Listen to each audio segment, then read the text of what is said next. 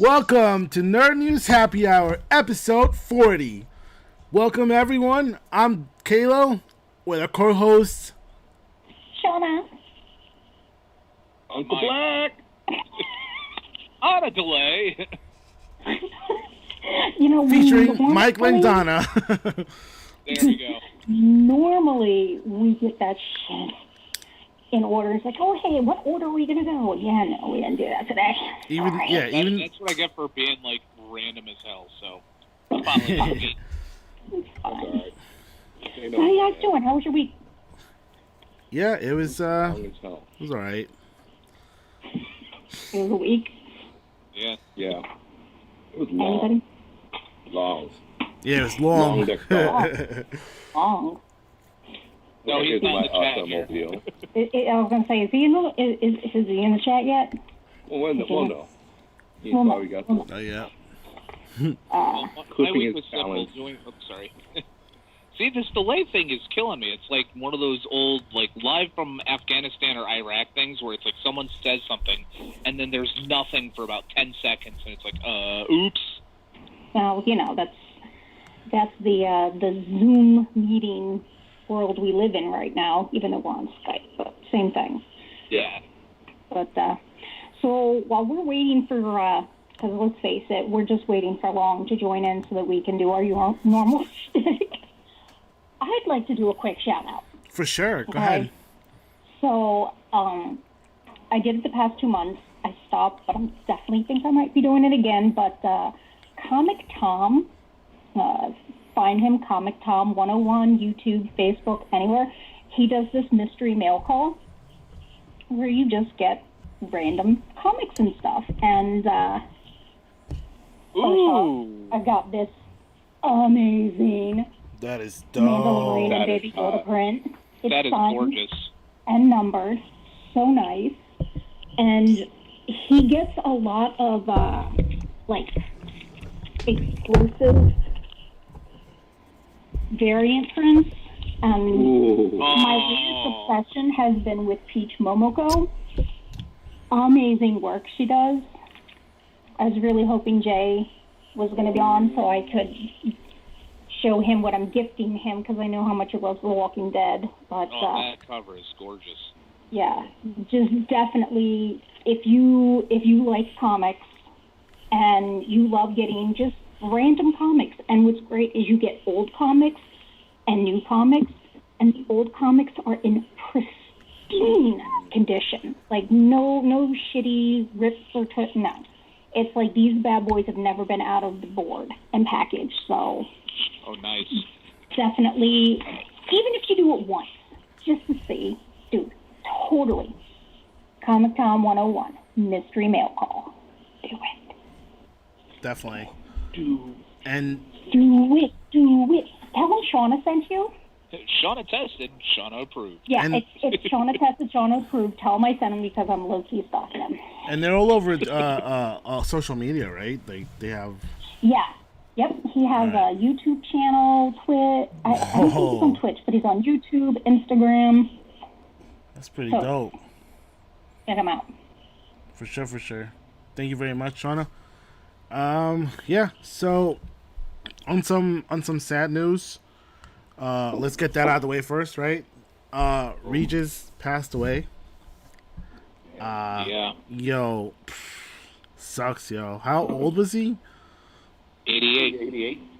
Wow, man. You definitely used the runway, but it's never easy, especially because you grow up, watching Kathy and Regis, live Regis, Kathy Lee, Kelly and Regis with Kelly Ripa, and then he did Who Wants to Be a Millionaire. Mm-hmm. He was kind of a staple for that kind of game shows and morning talk shows. And he also did a ghost hunting TV show once too.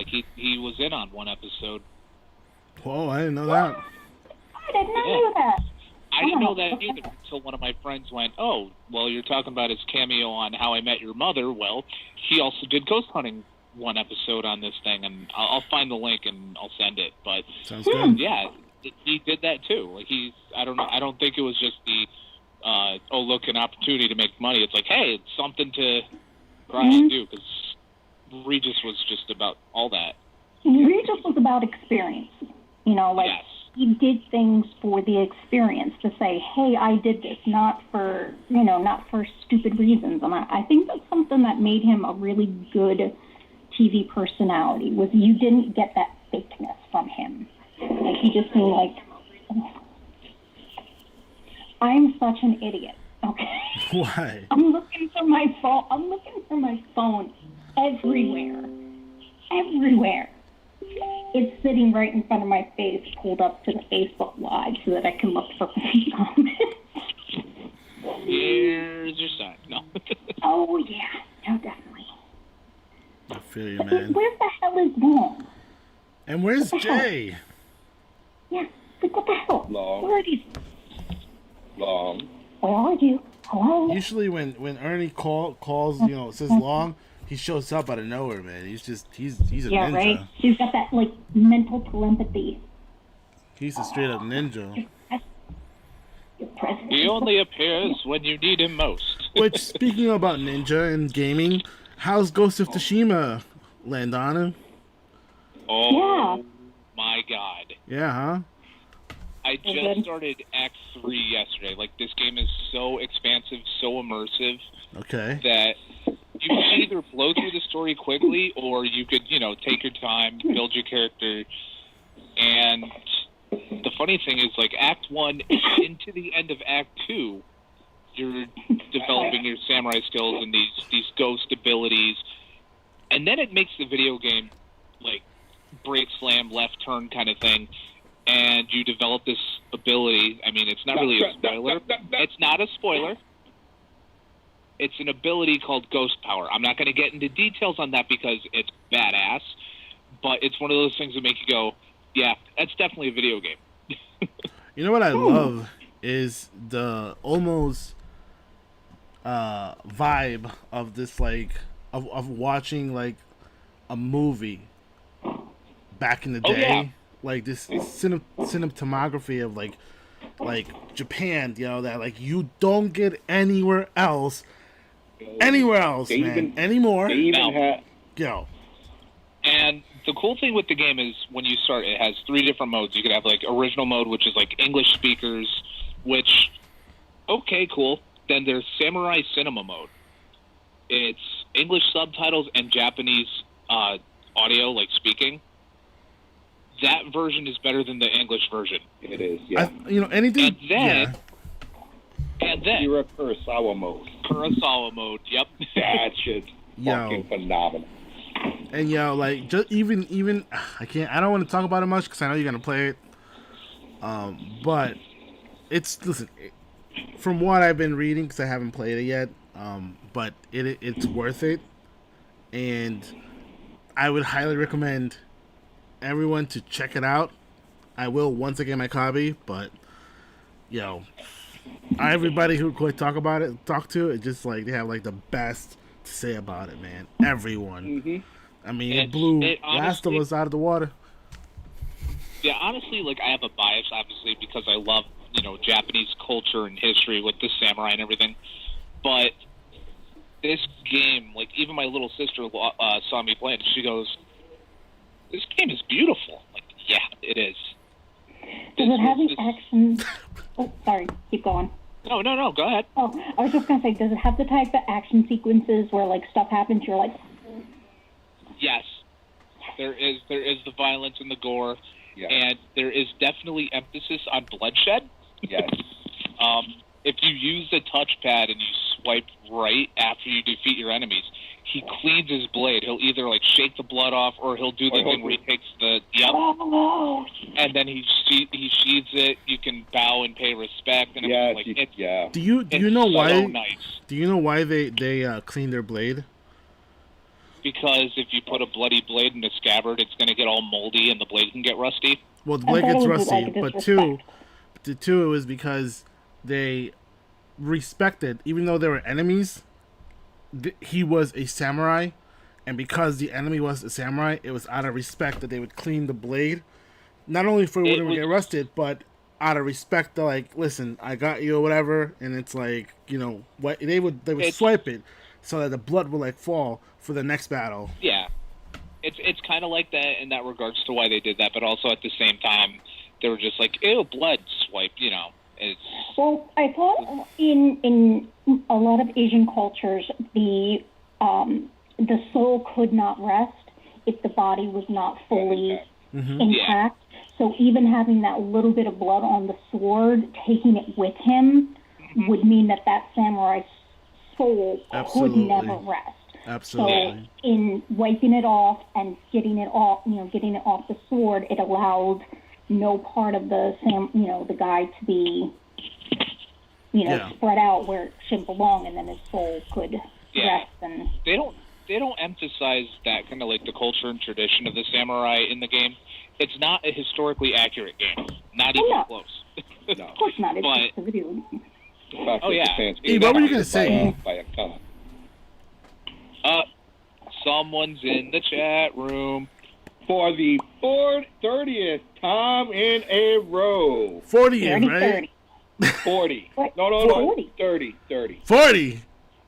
30. Wait, 30. Because we're on episode 40, so that means he's 10 behind us. That's right. That's right. So he's the 30. So 30th time.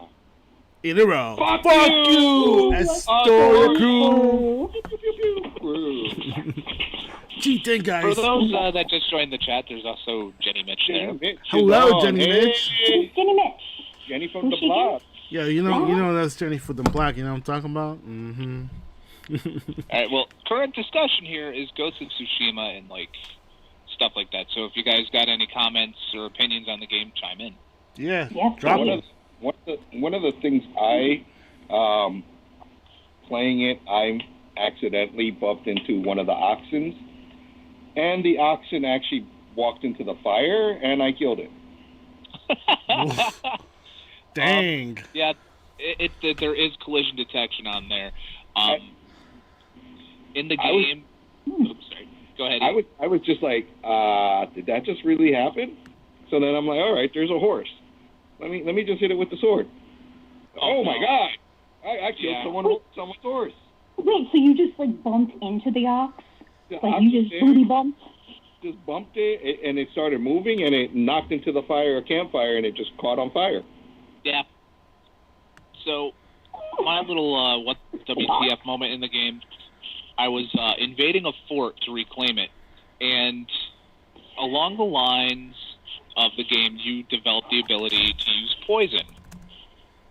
Poison in the game means if you hit your opponent with poison, they just stand up and they're like, huh? And they start coughing and puking blood and die. Wow. I have a longbow with explosive arrows. You hit them with the explosive arrows, boom, fire. And one of my charms in the game is a percentage chance to cause poison. Well, longbow, explosive dart, guy was on fire, also caused the poison trigger. And when he died, his body was stuck in a roof. So it was like half in, half out. And I was like, damn, I'm sorry. I had to bow to him. The game is phenomenal. The game, it's amazing. It's like, I said, oh, this is a samurai version of Red Dead. Now, Red Dead has nothing on this game. It's just the cinematography of it, just like literally, you could sit there on a cliff and just gaze into it for like minutes because it's so beautiful. Yeah. I will say that it was one of the games that I was really anticipating watching Hubs play because when it was announced, it was stunning, absolutely stunning, and it's good to know that the actual game is living up to the release trailer. Preview trailers, because even more. When we saw the initial trailer at E3 in 2018, it was very darker. It was greener. This one, it looks crisper and cleaner, and it's just nice. Jenny Witch said that sounds like her last weekend. getting poisoned, lighting yourself on fire, and getting stuck in a roof? Christopher Greener? I think the poison. Oh, she got a little drunk? Nah, medical issues, I believe. Oh, I'm sorry. Hey, that was me 3 weeks ago today when this all started, so I feel you. That was my sister this past weekend. She doing better, right? Yeah, she's doing good. She's doing okay. Oh, that's good. You doing good too, Mike? Yeah, it's just baby steps, man. 4th of July came, and 4:30 I got sharp pain going in my abs, and I was like, okay, this isn't good. I was like, oh, it'll go away. Yeah, no. It was bad. Like, I was trying to sleep in the fetal position, woke up, and I was just like, I need to go to the hospital. So, long story short, went in. I walked out. My gallbladder stayed behind, but, just other than recovery, I feel significantly better. Good. Yeah, gallbladders are... Oh, go ahead. Sorry. No. I was just going to say gallbladders are a bitch, so... but what are you saying? Basically, I wish, spoiler alert, I survived. Long said LOL. And nothing on the Twitch. Okay. Well, I'm glad that Jenny survived, whatever it was, because surviving is good. For sure. Yeah. Definitely. Yeah. So, we ready to... Yeah. Go ahead. Jump into the notes? Let's go. News, 'cause I'm excited for some of the stuff. Yes. Take it away. I'm going to skip the first story. That didn't excite me as much. Okay. Old Republic. Now, for those of you that have not played this game, I don't know what the fuck is wrong with you. But Star Wars Knights of the Old Republic, which to me was a game changer of video games back in the day, is now available for free on Steam. Oh, now you don't have a choice. Now you have no excuse. Yeah. None. No excuse. Game originally was released for Xbox Classic and PC. Never made its way over to the PlayStation, which would have been nice. It's basically you develop your own Jedi or your own Force-sensitive character, and you could choose. You could take them down the path of the light side or the dark side, or a good hybrid. It's pretty good. Yeah. Oh. You travel between different systems. It's almost like a choose your own adventure, depending on what actions you take. It's kind of like playing a Fallen Order, but with the morality system involved and more companions. Mm. And not as much as an open world. Yeah. What kind of companions do you get? Can I get a Yoda? You get a Jedi. Isn't that Bastila? Yeah. Bastila. Yeah, there's her. There's a really messed up mech who's an assassin. Not as badass as the one in The Mandalorian, but he's still really good and calls you a meatbag. Well, it's been called worse by better. Oh, no, he calls everybody meatbag. He's like, I can't wait to grind your bones into dust. And I'm like, oh, okay. Yeah. Whoa. I gotta look this up. It's been a long time. There's Jolie Bindo, HK-47, Canderous Ordo, Bastila, Carthanasi, Zalbar. There's a lot you could pick up. And really, who you pick up, it's dependent on your actions. Okay. So.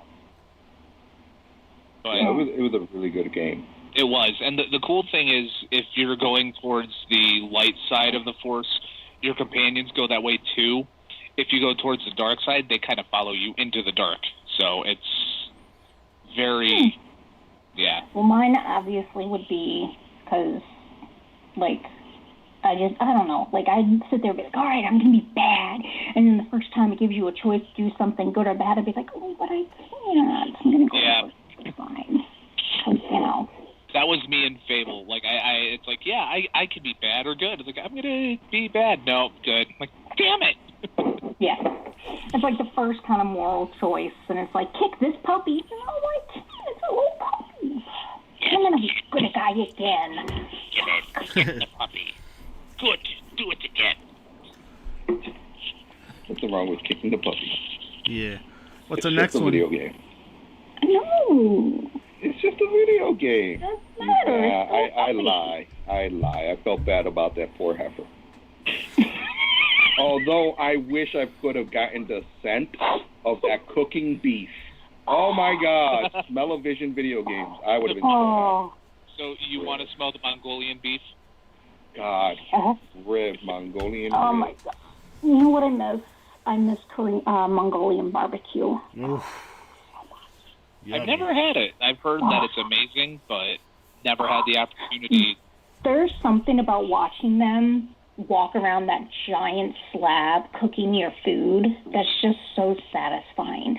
And then they take, they have like those freaking chopsticks that I swear to God are as tall as I am. And then they just swoop it in your bowl, and there you are, this big steaming bowl of meat, vegetables, and noodles in your own concoction of sauce. It's like, Oh, that sounds amazing. I might have to go to the one here in Southington. Wait, there's one in Southington? Yeah, there is. Mongolian grill. Yeah, that's right. Gobi. You sure you want to go now, though? Thank you, Jenny Mitch. Oh yeah, no, I'm not going now. Maybe you can do some takeout. Go. Then kind of inhale in the car and watch the listen. meat go. I don't know. I went in there, not now, recently, but like I went in there for like my first time, and I mean, the atmosphere was cool. They were cooking in a circle, and all that stuff. It was cool. I don't know. I thought like, I guess I was like looking forward to like more of a Mongolian dish, but I don't know. Maybe I didn't ask for the right stuff. So I mean that spot is dope though. I'll definitely go back there, for sure. Mm-hmm. If you guys want to do sushi, let's go too. Dude, I was so psyched for Ghost of Tsushima that I was just like, okay, I'm gonna order sashimi and sushi, and I pray that I don't get sick. And it was the night before Ghost was available to play. My stomach was just like, okay, we're good, and I was just like, I've needed this all my life. It was the best. Oh, I thought it was like something that was like really bad gonna happen, and I was like, oh, here it comes. Yeah, no, I was waiting for it. No. This story had a happy ending. Oh, well. Tell us more then, Mike. Not that, you freak.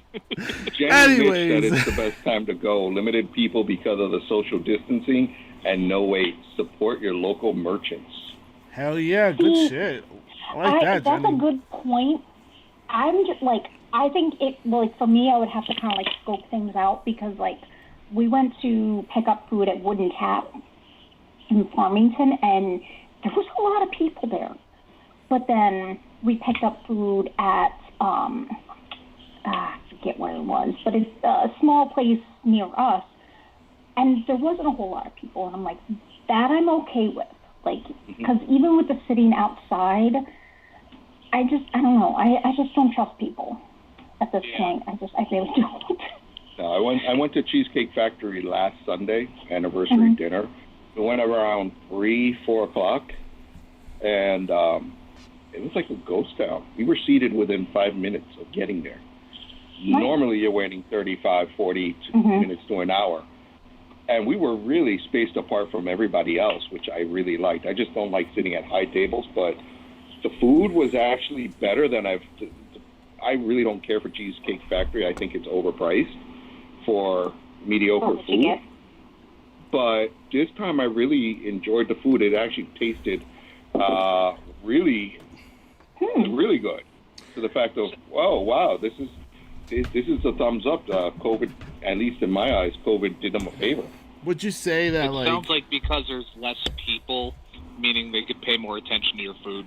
For sure. Yes. I've been saying this for the longest. Like, a lot of, like, food like that has been tasting way much better. But not only that, the service, a lot more friendlier, too. Everybody's kind of, like, chilling the fuck out, Well, yeah, because, it's like, it's different if you got, as a ex-server bartender, when you can give your attention to, like, 1 or 2 tables rather than 10, 15 tables, yeah, you can be a little bit more personable. You can take your time, but, you can also the kitchen's not as backed up, so they're not as pressured.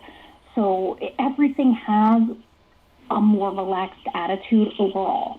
And when you have that relaxed attitude, the whole experience is better. So, I mean, the good and down of it is obviously the cooks, they're going to get paid no matter what.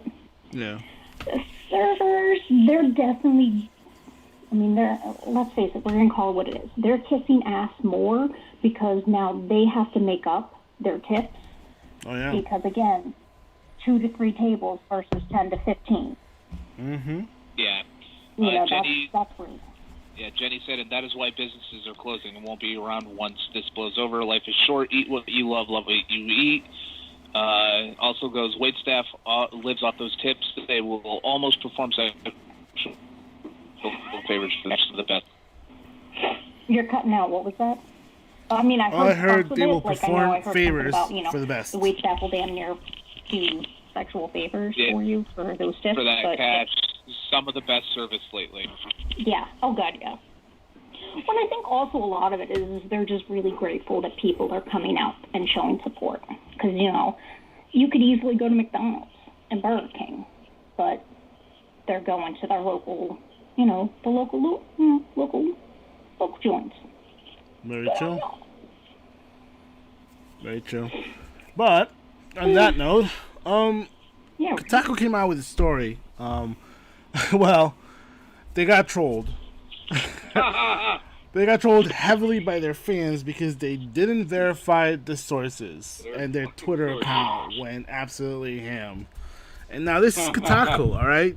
Supposedly, right, one of the biggest journalists, gaming journalists out there, whatever, entertainment. So it's kind of embarrassing a little bit when they get their, they don't double check their shit. But that also makes me wonder.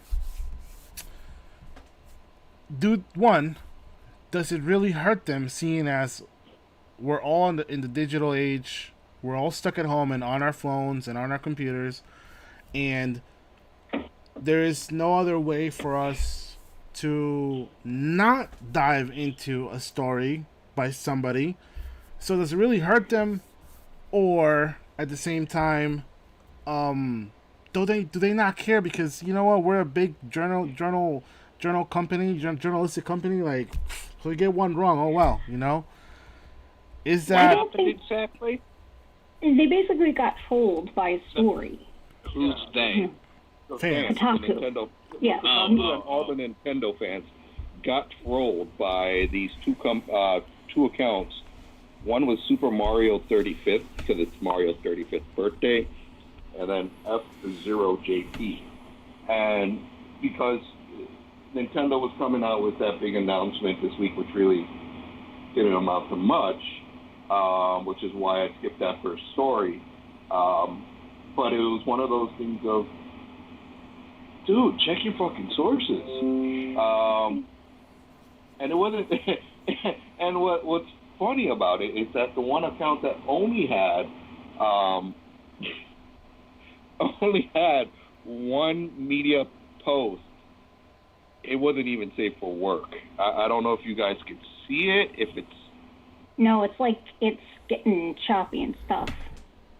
Yeah. Oh, there it is. What the frack? Yeah. See, like, how careless can you be? Like, After Dark? If you post something like that, how careless can you really be? Like, didn't like an editor say, whoa, don't post that, man. Like, don't do it. Don't do it. So, seriously, I remember when Hubs and I first started dating, Kotaku and all of the subsidiary branches of it, that was like the go-to source for comics, games, tech, nerd stuff. I have not gone near that site in like 5-6 years because it's just gone downhill. The sources, the stuff just isn't as reliable. It's either old, dried up news that nobody cares about, or it's stuff that's based on like theories or rumors, and they're just not they're just not up to standard. I mean, Right. and you know, I forget the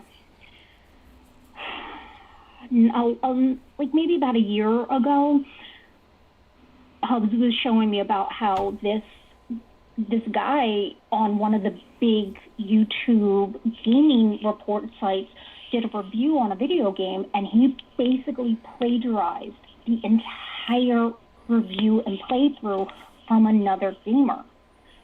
And and the guy was the guy who plagiarized was really, like, he was very offended that somebody would call him out on this, and he was very vocal, and he was like, no. Well, because of that, and because he was so belligerent about things, people dug into his past more. He plagiarized, like, I don't remember exactly, but he plagiarized quite a few of his stories. It got him kicked off of the media site that he was on. His YouTube channel got, like, dropped. Massive amount of views. And so I don't know that Kotaku really gives a shit that they got trolled, because, you know, this was a huge, you know, this other site, it was a huge YouTube. And it's like, how could you not verify his review? How could you just throw up his stories without checking first to make sure it was legit? So it's almost like it's not uncommon in the gaming and tech community for stories to kind of slip past.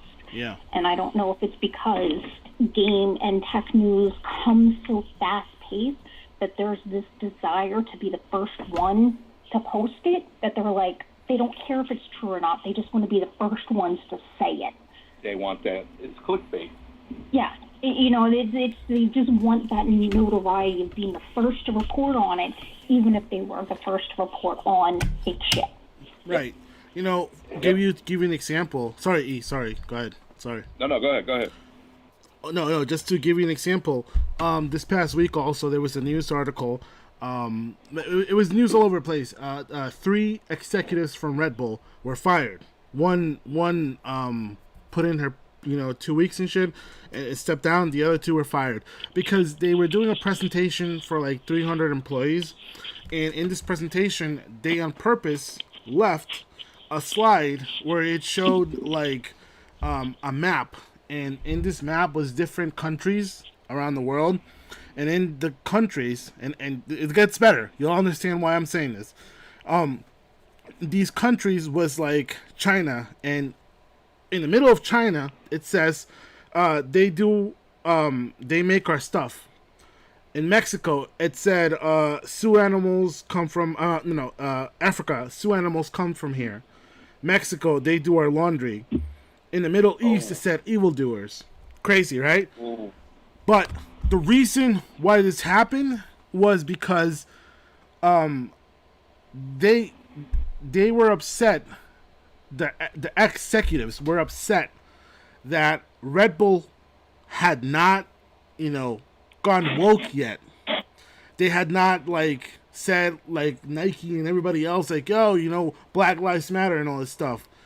Well, Red Bull came out and said, no, listen, we're about Black Lives Matter. That has no place in our work industry. Blah blah. So those 3 execs, they knew what they were doing. They were trying to do this for a good cause, but obviously somebody went to HR and said, even though you're trying to do this for a good cause, this is your way of doing it. This is the image of Red Bull. You knew what you were doing. You knew what you were setting up, and you still went ahead and did it. And now their company just took some crazy damage, man. Crazy. That's like that the Yellow Belly. That's yes. Yeah. It was a good intent, just really badly executed. Yeah. I mean, I can imagine they're sitting there. Yeah, let's put a hood on it. But let's get this disclaimer because we're against it. But, bro. Yeah, it's like sometimes you got to throw the ball a little lower because it's going to go over some people's heads. Yeah. Sometimes they give people just a little too much credit. Sure. Yeah. Like, not gonna lie, when I first saw that beer, I did a double take. I'm like, the fuck is that shit? And then I read it, and I'm like, okay, I see it's a little tongue in cheek, got it. Yeah. But I'm like, not everybody's gonna get that. Not everyone's gonna read between the lines. No. And that's gonna bite you in the ass. Yeah, exactly, and they've given themselves a bad, great try, great attempt, just poor execution, and that sometimes can really hurt you. Oh yeah, I mean, it's just especially when you're seasoned players, right? You've been at this game for how long?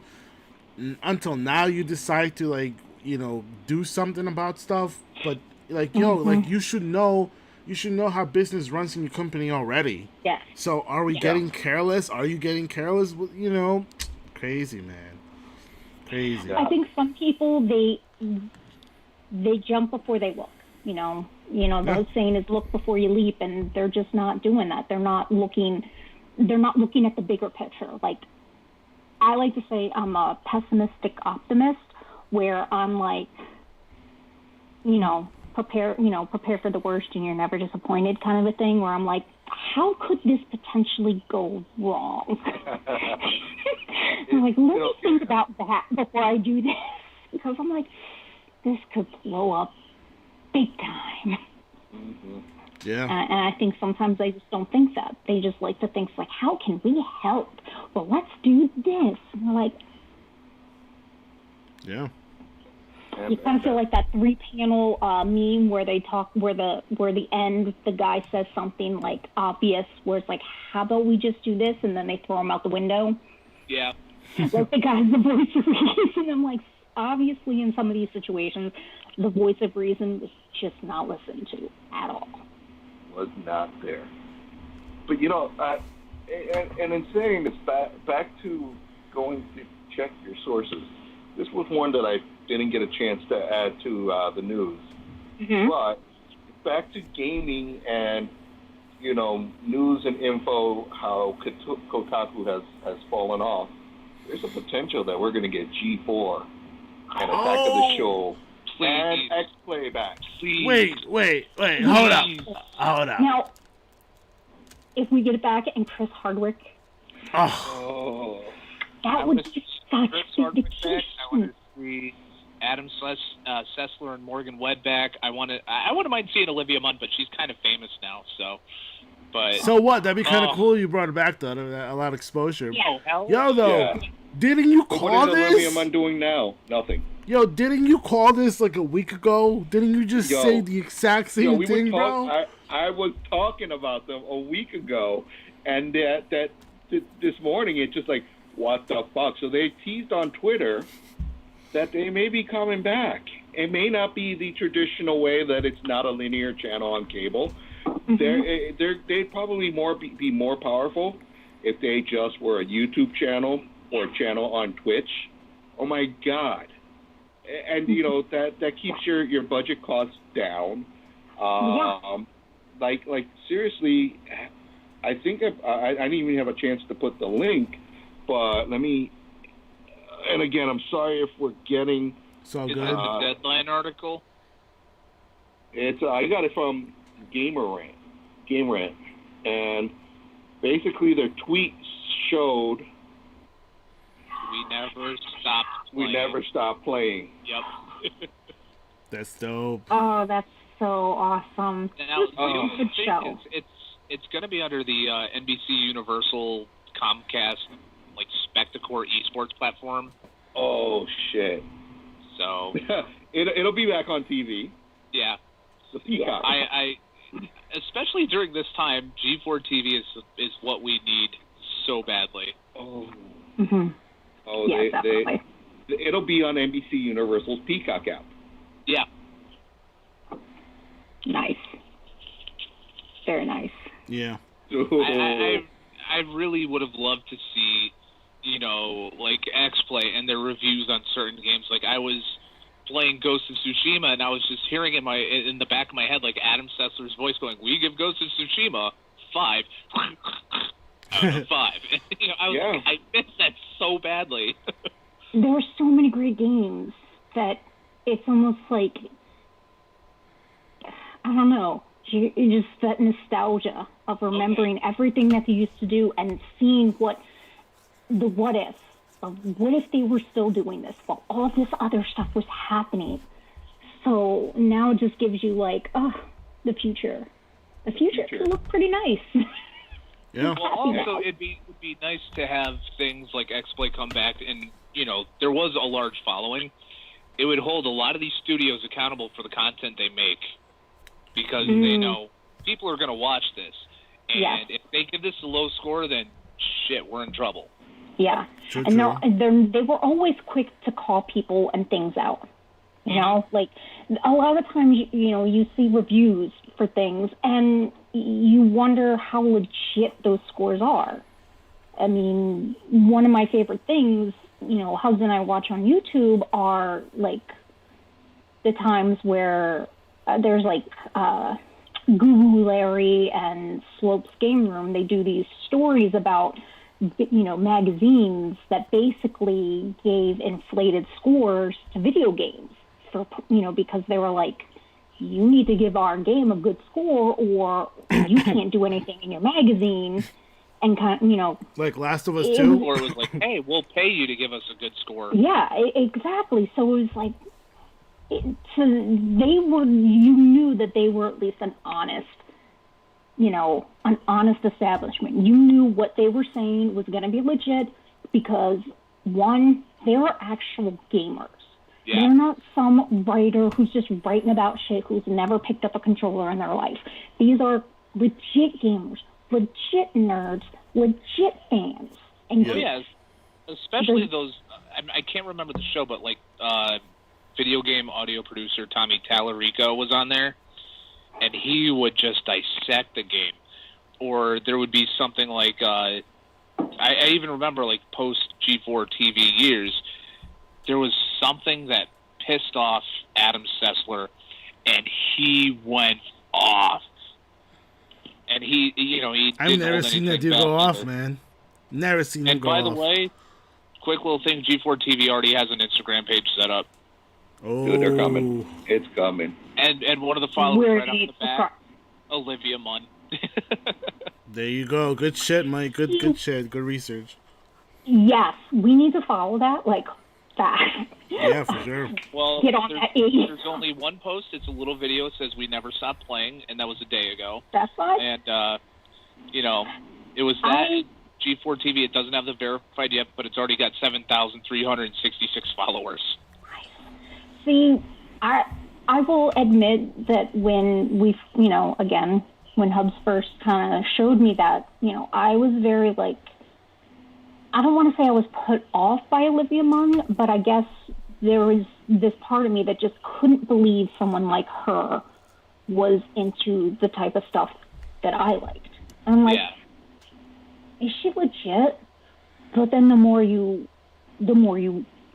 watched and the more you got into it, you're like, okay, all right. Oh yeah, and it wasn't just the fact that she was attractive or did the dive into the pudding pie dressed up as a French maid or the infamous piggyback hot dog and stuff like that. She knew her stuff, and you could tell that she loved doing what she did there. Like Aisha Harding. Yes. You can tell she loves games, loves them. Mm-hmm. And it's just, I don't know, like, I think when you see people like that, it is hard, and I feel bad because I almost feel like they have to try harder to prove anybody, who doesn't look a certain way, like even Henry Cavill. Oh, yeah. I'm sure he had to prove that he was, like, people are like, no, you're too good looking to play games. And he's like, I'm going to build this studio over here. Yeah, see, there's that, and, like, I remember watching Arena on G4, and that was like, let's face it, that was the real start of esports, where they had the competitions and stuff. Mm-hmm. And you saw Kevin Pereira on there, and you're like, okay, cool, no problem. And then you see like Lee Rearman, who was Hawk on American Gladiators, and that made me go, wait, what? Yeah, you're just like, no, he's just a dumb jock. Yeah, we were like, oh, maybe that's like the big, bulky guy, like, oh, hey, what's going on? And then you look into his like backstory, and he was a hardcore nerd. Mm-hmm. Big time. This happened to work out. Yes. I think the nerds are coming out of the woodwork. Oh yeah, they are. It's a nerd takeover, and then we have to go back to our houses because of a virus. That's fine. Oh yeah. They're just coming out. And of course, you see the befuddled look on my face. I might have just gotten a new article for entertainment when we get there. Ooh. And this is how. Damn, it's official. What's official? Oh, we'll get there. No. We go now. No. No, we go now. Oh no, let's keep the mystery alive. Let's keep it alive. Okay, fine. We'll keep people intrigued so that they stick around a little bit longer. Yeah. Thank you to my source that gave me this article. Damn. Is Long saying anything, or is he quiet? Like, no, Long actually, he wasn't at home. So he's on. He's watching us on the go. He was on the go, but he was with hanging out with some friends in Brooklyn. So he just jumped on real quick. Oh, gotcha. To Lowe's. I told him Watch was your friends. Yes. Watch was your nerd friends, because I know they're nerds because they hang out with you. So. Mm-hmm. Oh, I'm still mad that he had you post that picture. Yeah. You missed his brother again too. Jenny is replacement, by the way. Wait, what? Listen, unavailability. Jenny, the role of Long will be played by Jenny Mitch. Nice. Jenny said that she's the Wait, you broke up for me. What was that? Jenny Mitch said on YouTube that she's the replacement. She's the replacement Long this week. Nice. Yeah. I'm down with that shit. Of course you would be. For the first time in a row. Just kidding. Just kidding. But on the note of what we're talking about, comicbook.com had another one with PlayStation 4 has a plus free month credit. I didn't look to see how much there was, or I might have missed it. So if you could fill me in on that one too. But, $10. That's it. Dang. So yeah. So I was actually playing yesterday, and I get the here's your gift. Blah blah blah blah. And I ignored it because I was just like, yeah, it's just someone sending me a fucking message pretending to be PlayStation. I'm not opening this shit up. True. And then looking at news, and then comicbook.com, PlayStation giving away PS4 players $10 for free. And you know what else they're doing? Part of PlayStation 4. This is probably another news article, but they're adding another feature also to PlayStation 4.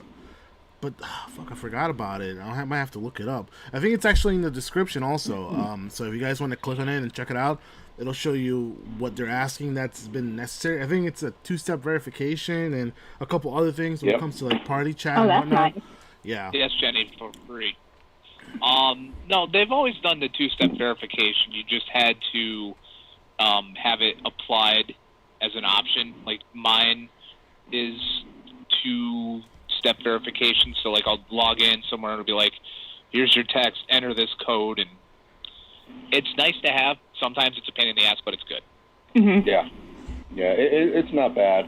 But I mean, kudos to PlayStation for that, because that $10 credit will sit there for a while until I find something good to use it. But I literally went on the app and I was just checked the wallet. I was like, oh yeah, $10, legit. So it's one of those things of I wasn't expecting it. I thought it was a scam, but it looks genuine. It is genuine, and it was because of the 10th. They have done that in the past. Yeah, no, but this was the 10th year anniversary of PlayStation Plus. So. Oh, okay, so that makes sense. So hopefully, when it's the 50th anniversary and I'm still alive, I want a $50 Nice. I'll be 75. Where's my free money? Oh, shit, looks like my $10 is gone already. Dark Souls 2, Scholar of the First Sin. Fuck, man, it's gone. That's fine. Like, for a hot second, I was like, man, only $10. I was like, well, let's not be a choosy beggar. Free money's free money. Let's face it. Yeah, it's gone with Dark Souls now. Well, I'll hold on to it because I got to finish Ghost of Tsushima first. Yeah, finish your game. And hey, you never know. If you wait long enough, maybe it'll go on sale even more, so then you can buy a couple things. Exactly. Ooh, Need for Speed Deluxe Edition, $6.24. Jenny said, sorry, I drink. Yeah, we all do here. Oh, Mortal Kombat 11 Combat Pack, $9.99.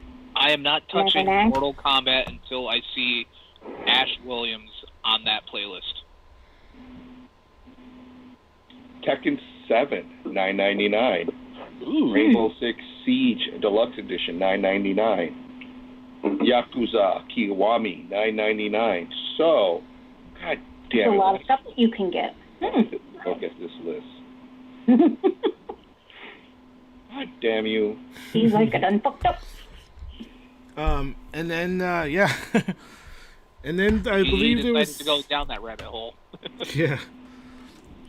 So, and three more for gaming news. Batman Nemesis, King Robin, which I believe was discussed at Con. Yeah, the con. Yeah, that's right. The Comic-Con for DC Comics, which I think was Death Metal 1 and 2. So that's going to be exciting, but we don't know much yet, so we can't really touch base on it and explain a lot of it until we find out more. And also, they're remaking Fable for the next gen console, I believe. I'm not sure if it's going to be a brand new game, or if it's going to be a remake of the first Fable. But yeah, listen, I haven't had Fable in 6 years maybe. I am excited. So please leave comments. Let us know what you think about that. And also, they're remaking Kingdom of Amalur: Re-Reckoning, which I believe came out on PlayStation 4, and I love that game. So once it comes out, you don't remember? Oh well. It was almost like a World of Warcraft kind of game, but not so much to where there was a lot of people. You could still play with a friend though. You could both join in and play together, I believe. And at certain points, it was pretty cool. And you could customize your character. Different fighting styles. Obviously, it was like a sort hack and slash kind of game. Not really. There was story to it. It was really good though, and I mean it was really good story. So I am super happy to see it because the last time that game came out was 2013. So I'm excited. Yeah. Oh wow! So that's pretty be on the lookout for those. And I believe that's it for gaming news. If you guys have anything else, please like, share, subscribe, and drop a comment. Whatever you want. Yeah. And we will definitely listen. Moving on to entertainment and movies. My Little Pony D&D. Please, somebody fill me in on this one. Holy cow! Yo, they now have My Little Pony figures as D&D characters. Crazy, dude. I mean, it was about time, right? It is. I mean, I think a year of the pony. That's all I got to say. They went from Transformers to now Dungeons and Dragons. Well, and I think a lot of that is they know that people like crossovers. You know what I mean? Especially when you have the pop vinyls. People love those pop vinyl collectibles with the characters and the games and all the kind of stuff. So they're like, well, why not with My Little Pony? Mm-hmm. Well, you they're know? all owned under Hasbro, so you might as well do as many mashups as you can. Exactly. We saw they like a own the Magic. property. There's a Magic the Gathering campaign, and now there's certain creature types from Magic the Gathering, like Simic, Merfolk, and stuff. Those are considered canon in the D&D universe now. So why not have Rainbow Dash come in fighting an orc? And they're calling it Cutie Marks and Dragons. And it comes in 5 ponies in 1 pack. $59.99 in September 2020. No, it's not for one pack of 5. No. Yeah, that's not that bad. I mean, it's $10 a pony. I mean, that's pretty basic. I mean, most of the pop vinyls, you know, unless you get like one of the ones on sale, but they're usually running between, you know, $10 to $20 each. So yeah, 5-pack. But yeah, that's nice that you're gonna have like a barbarian, a thief. Hey man, all I know is, as a collector myself of action figures, and over the course of like 2 decades, you are going to invest money no matter what you want, unless because you want it, man. So hey, $10, $5, whatever it is, if you want that pony, you get that horsey, man. Do it. I'm getting those goddamn ponies. For I sure. would actually I'm get getting it. those damn For ponies. sure. So, kind of, just to let you guys know, our guest from a couple weeks ago. Oh, Dre. Yeah, Dre. He got the D&D thing. He got D&D. Really? Yeah, he wants to run a campaign. Oh, that's right. He was talking about that. That's right. He Yeah. messaged me. He was like, so, got the D&D. I'm like, That's I'm dope. just saying, I want in on that. If that dude is as good a DM as he is a creator and stuff, shit. That's the thing with creators, man. Go ahead, Tony. Sorry. you got imagination out the hoo-ha. Yeah. Well, I'm there's telling you, also we should do like a virtual D&D. Yeah, why not? Well, also, for what it's worth, for those not in our little chat group here, I've acquired 2 3D printers, and there are plans for miniatures Get and the stuff. fuck and out, really? That's dope. That's on my agenda. What are you gonna do first? The first thing I did was a turd emoji. Just as a little test to make sure it was calibrated I'm sure. and it was nice. I'm sure. But the You gotta do extruder, some shit. it was something saved on the card. But here's the problem. But it looked like. Did it look like shit? If it did, it did its purpose. Hey, listen. Hey, gotta be real. Right, that's kind of like the thing. It's like, so if someone says that it looks like shit, does that mean it looks good, or does it look bad? What's your base comparison? What are you comparing it to? Like, do you literally open up? Hold on. Okay. Uh-oh. He's gonna show Are we us. gonna see it? Are we gonna see his shit? It's sent. Oh, he sent us a photo. I thought you were gonna show everybody. Everybody wants to see what you made. Come on. Yeah, everybody wants to see shit. Come No, on. because here's the problem. The extruder, when you have to prime it and everything, it's 200 degrees Celsius to print, and there wasn't enough filament in the nozzle, so it made burnt edged glass. So it's kind of a car wreck on there. So I have to get a new build plate and recalibrate and figure stuff out. Oh. But So what you're saying is So it's you failed. so you can't take it off the. oh no, I was able to take it off the build plate, but unfortunately, now that it's etched glass, there's no adhesion to the surface because there's like a little grid of things. That grid is gone, so now there's nothing to really stick to. So I'm printing out plastic spaghetti otherwise. Okay, but where's the little shit printed? Check Where's the printed shit?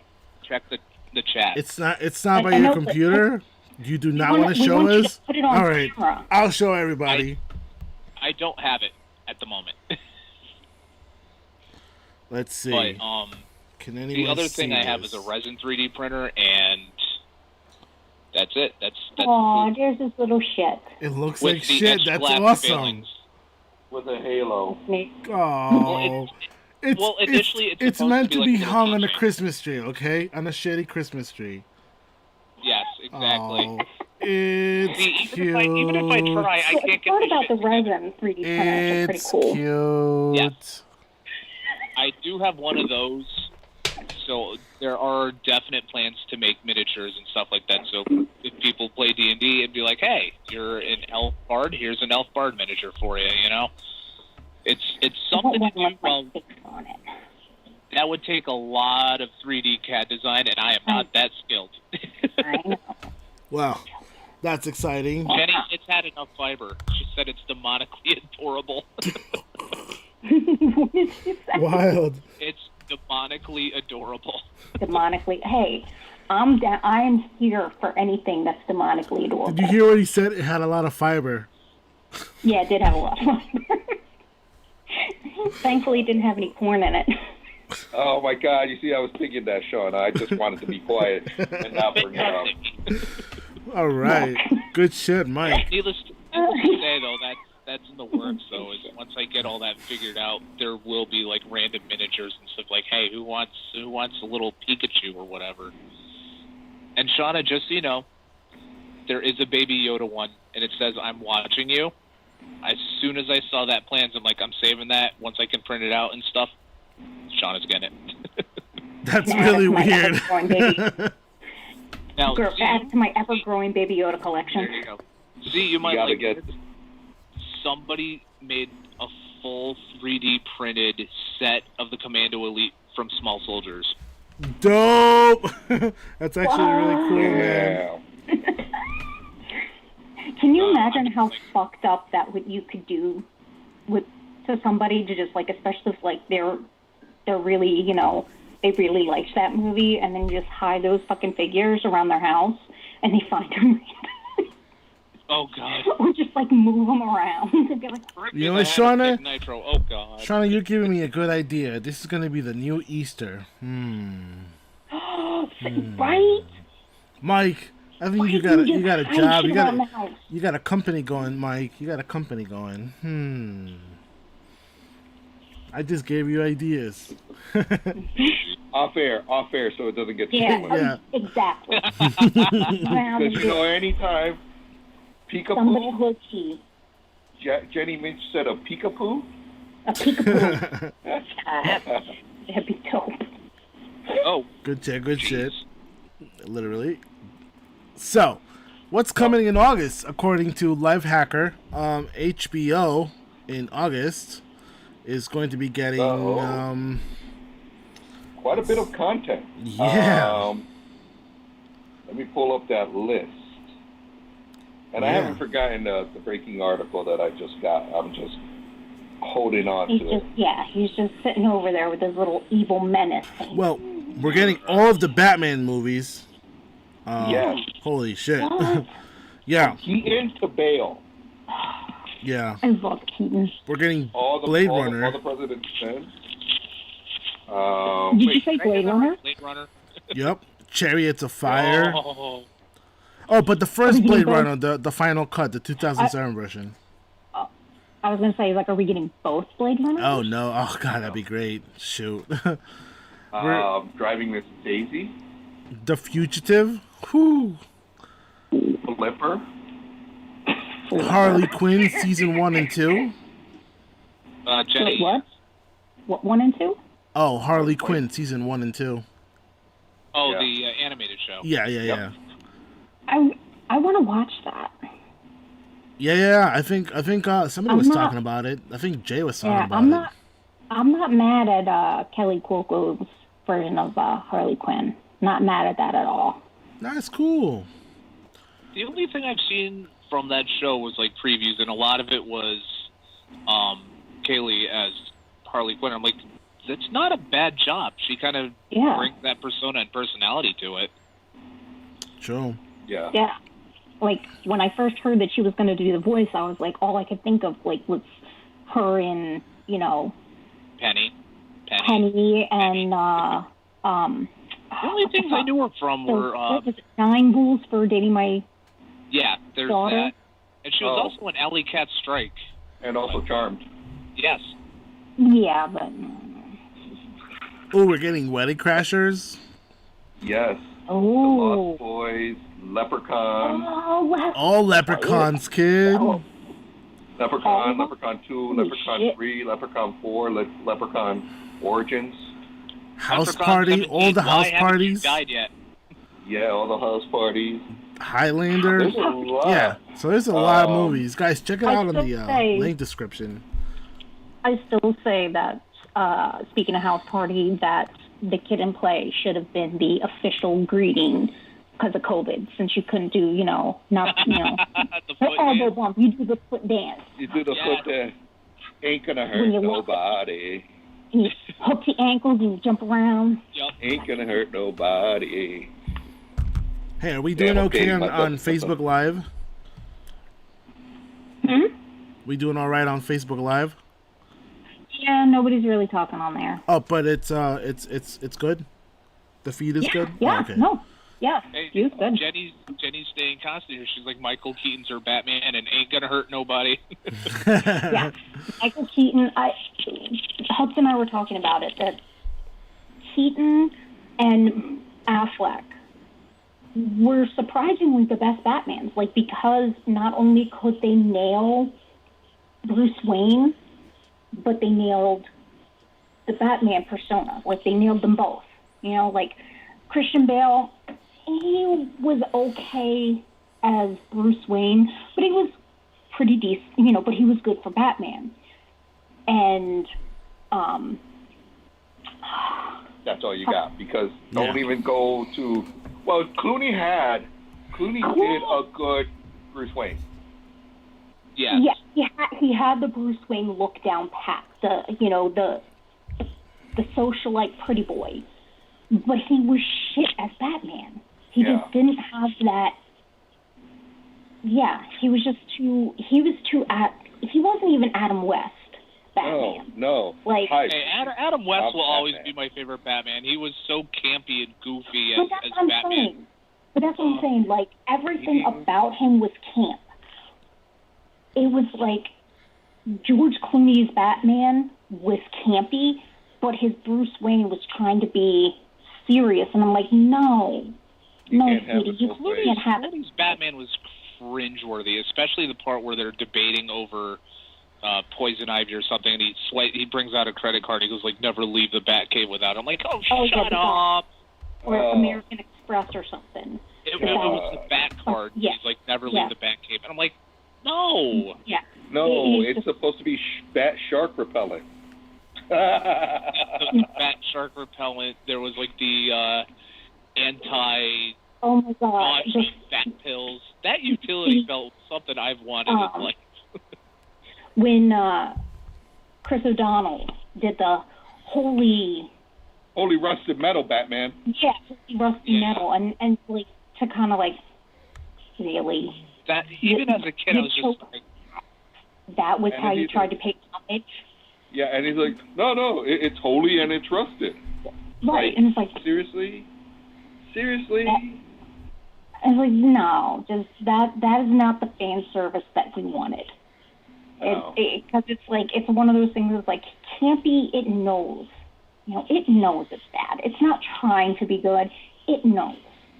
But this was trying, and it's like, no, you can't. You got to try, you're going to fail. Chris O'Donnell is more of the Jason Todd Robin. He wasn't Dick Grayson Robin. No. He was Jason Todd, and everybody wanted him dead. True story. Speaking of actors over here, Don Lee is going to be Gilgamesh in the Eternals. Do you hear about that one?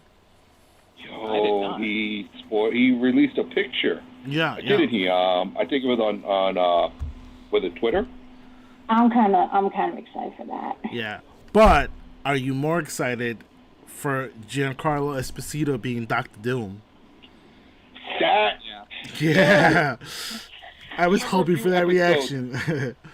You remember a few episodes where we were talking about what's her name joining the Mandalorian, and I can never remember her name, but she's that one actress that's in all the sci-fi shit.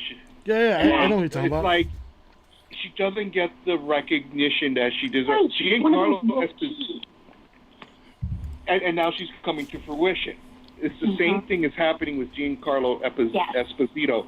He's always been that supporting actor, and I don't give a fuck. I don't give a fuck what you say.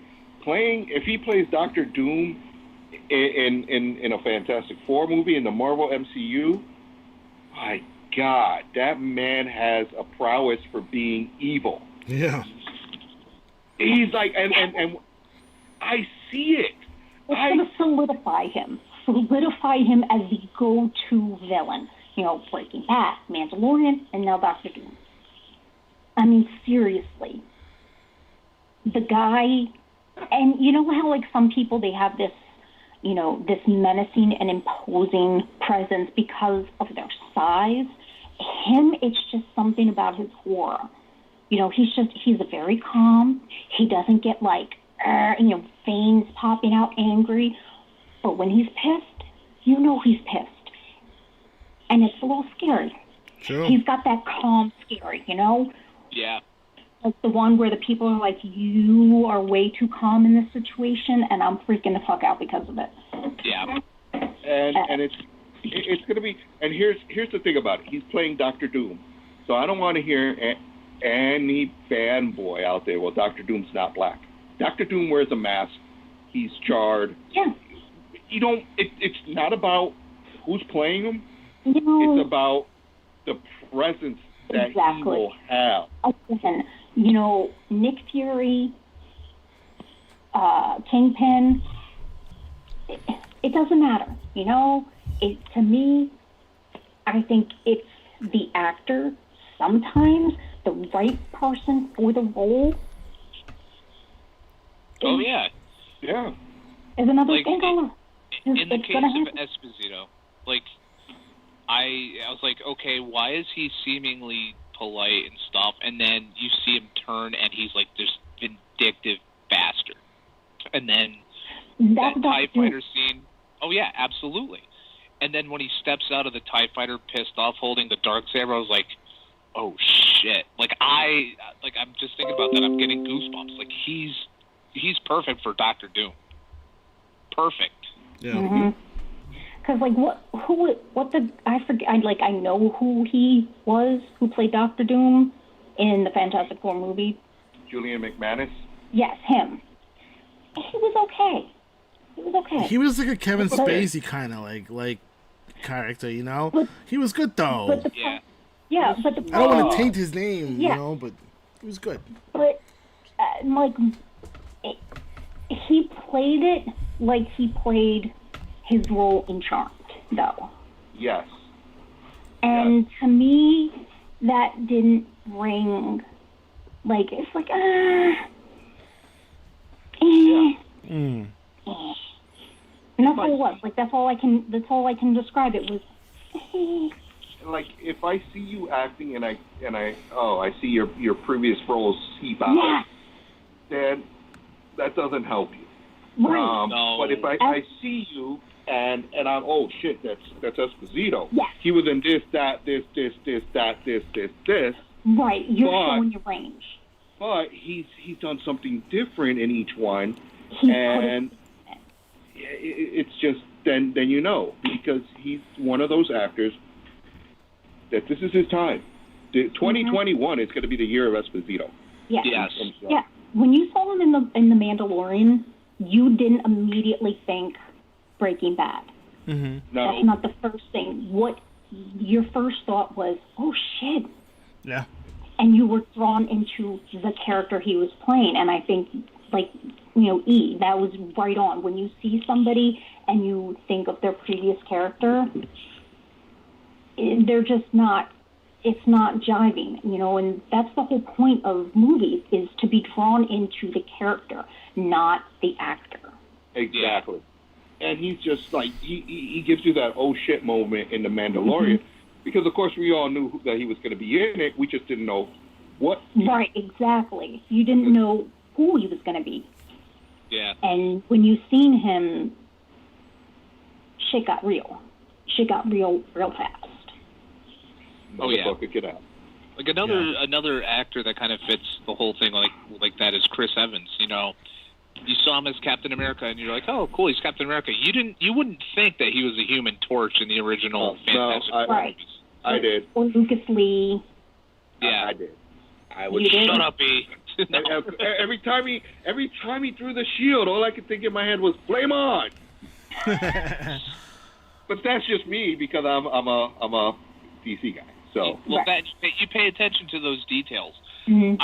I knew right off the bat when they first announced him that he was going to be Captain America. I'm like, he was the Human Torch, and obviously, nerds like us were going to be like, canon, this, that, and this, and then they kind of deviate from that path. And seeing him go from, this Human Torch, Johnny Storm and everything, to Captain America and all that stuff, I was like, okay, it's like at the end of the movie, it's like I knew he was the Human Torch, but he did a damn good job as Captain America. He's Captain America.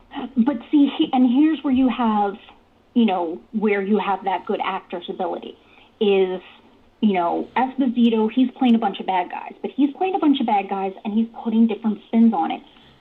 You've got Chris Evans going from a cocky, arrogant guy to this wholesome epitome of, a paragon of purity and wholesomeness. And it's like, oh, okay. Exactly. All right. Well, I could jive with it. And because Marvel and because DC have these multiple universes, how cool would it be to see him come back as the Human Torch? Imagine it being the Human Torch meeting Captain America. They'd be like, hey, you look familiar, city now. The only way that because they got to bring in the mutants, they got to bring in the Fantastic Four in. No one said that they were in the same universe. Now with the blip, everybody's in the same universe. That's basically what happened. Everybody's in one universe, and now you have someone else. Didn't they say Baby Yoda was in the Marvel universe too? Something about that? It's Disney. Disney gonna milk cash for. They're gonna cash in anywhere they can. They just anywhere they can. They jump the shark, and they're gonna really uncue Baby Yoda eventually. They're gonna run him into the ground. There's gonna be a portal from Doctor Strange, and Mickey Mouse, Donald, Goofy, and Baby Yoda all come out with keyblades. Yes. With keyblades. That's well, I mean, and going from Esposito, another Star Wars personality is Simon. Finn, Airbender. Finn? Yeah. The Space Bender.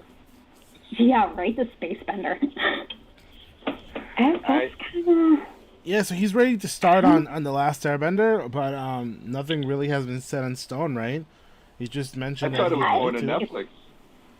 Yeah, I mean, voicing in the an anime and on Netflix, and I don't know if it's set in stone, but I would not be. I would be kind of hopeful because usually with Netflix they're pretty solid, and they did just get rid of Sabrina, so I guess they're poised to bring something else back. You know what I mean? Yeah. Like they're waiting to strike. Yeah. And as long as it's not that shit sandwich that was made by M. Night Shyamalan, I'll give it a shot. That wasn't bad. Listen, that was terrible. Tread carefully on that one, right? Tread very carefully. That movie was terrible. I watched every episode and stuff, and then the first thing that happens, he shows up and they call him Ong, and I'm like, all right, stop this bus, I want off. Well, I mean, you had their little nuances, but I mean, and people complain about the ethnicity of certain, like the firebenders. They were all like Indian descent from actual India, and then. Oh no, it's not even that. My issue with it is that it didn't hold to the story. Like, we didn't see Aang turn into the gigantic moonfish thing, and we didn't see the princess that became the moon. It's like, I know it's creative. Because it was supposed to be multiple. At the same time, though, we went there because it said Avatar: The Last Airbender. I'm expecting it to be this live-action version of at least level 1. You know? But see, that's the problem, though, is it's very difficult to go from a TV series to a movie. Yeah. It's another thing to go from a movie to a TV series, because with a TV series, you can draw things out. You can develop a little bit more. They're banking on everything already being developed and you already knowing the story, knowing the background, knowing what's going on, and then to condense it. Condensing an entire series into... But it was supposed to be multiple parts. And because the first movie didn't take off, we didn't get a second or third part. Right. Because it was supposed to be multiple parts. It just fell apart. And that's the gamble that you take with making a movie like that, that you need a part 2, 3, and 4 to really bring it to fruition. It's a gamble. And sometimes if you fall flat on your face on the first try, there goes the whole series. There goes your whole concept. And then the problem then becomes people who did enjoy it are now have a very bitter taste in their mouth because now they're left hanging. Yep. Now, like, I watched The Vampire's Assistant. That left on a cliffhanger that was supposed to have another movie, but because it didn't do very well, they never made the second one. So now you've got this very bitter taste in your mouth as someone who did enjoy the movie.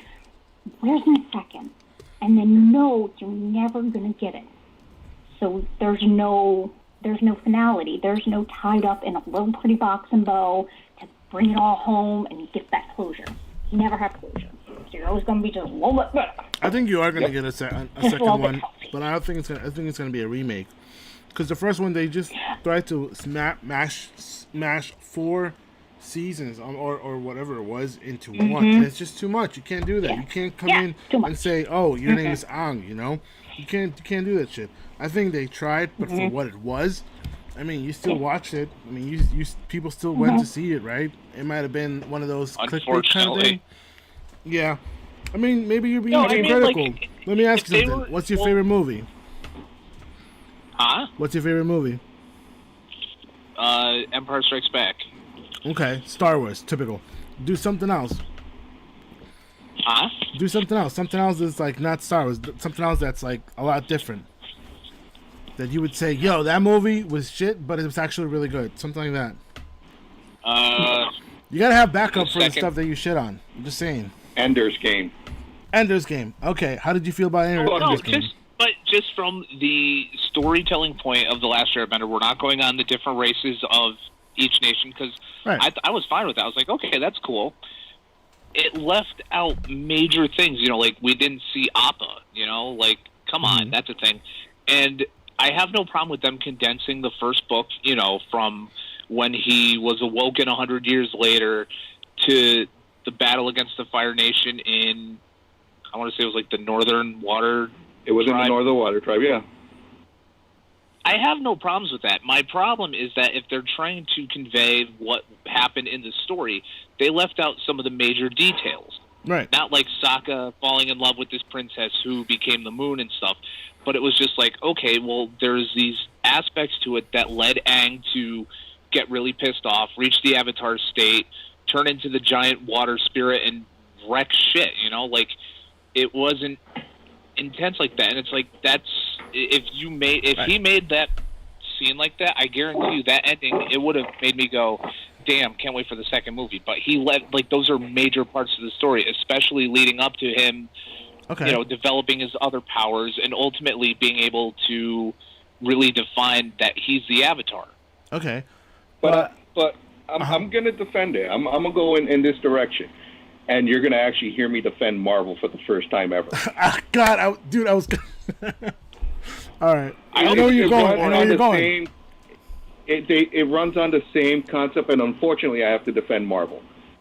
There's only but so much that they could cram into the movie, and they have to make it so that it appeals to everyone. So there's shit like Adam Warlock that I fucking didn't get for fucking 10 movies, but they left them out. There's things like, that they just can't cram that all in because it's just not going to fit, because budget, editing, trying to bridge it over into the next movie and make it fit so that it makes sense. Sure. You can't have that Ahsoka story with the Moon Princess because it just doesn't fit with the primary story. Now, if you give them 6 hours like Zack Snyder got, bam, you got everything in. So, but here's the question. Here's the real question. Like, did you enjoy the Marvel movies? Did you enjoy Infinity War? Did you enjoy what they did over the 10 years, even though they couldn't film it? I just want to hear. Did you enjoy it?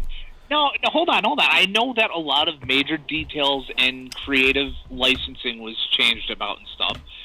But when it comes to something like Avatar, it's different. And Dragoon also just said the fact that you can use the Benny Hill theme during the Earthbenders battle and it fits perfectly summarizes how much of a joke the last Airbender live action was. The Benny what? That's harsh. The Benny Hill. But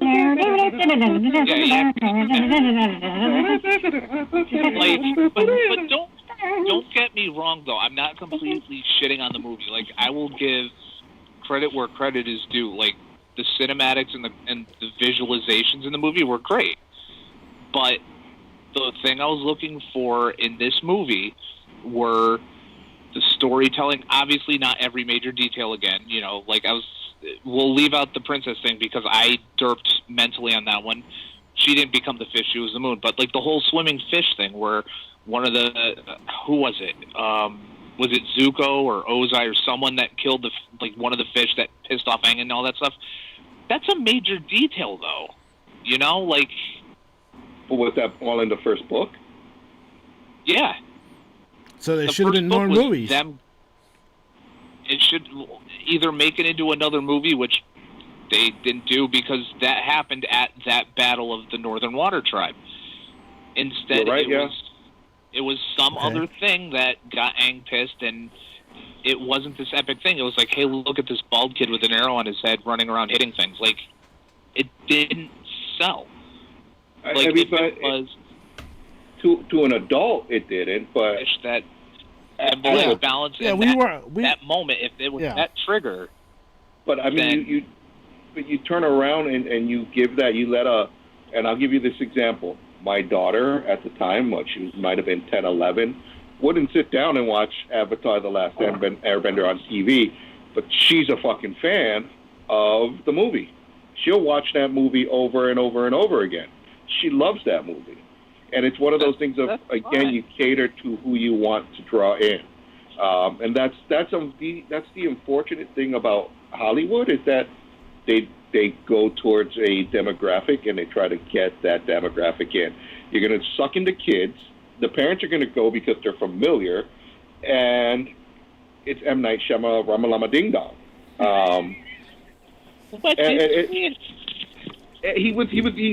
I mean, honestly, that's one of the first times he's gone in that type of direction with a film. He did it primarily for his kids. He didn't do it for me, you, for Dragoon, whatever. He did it for his kids. Yeah. And yet here we are, talking shit about it, and it's like, but we enjoyed other movies where they missed spots that are important to the movie, and we enjoyed those.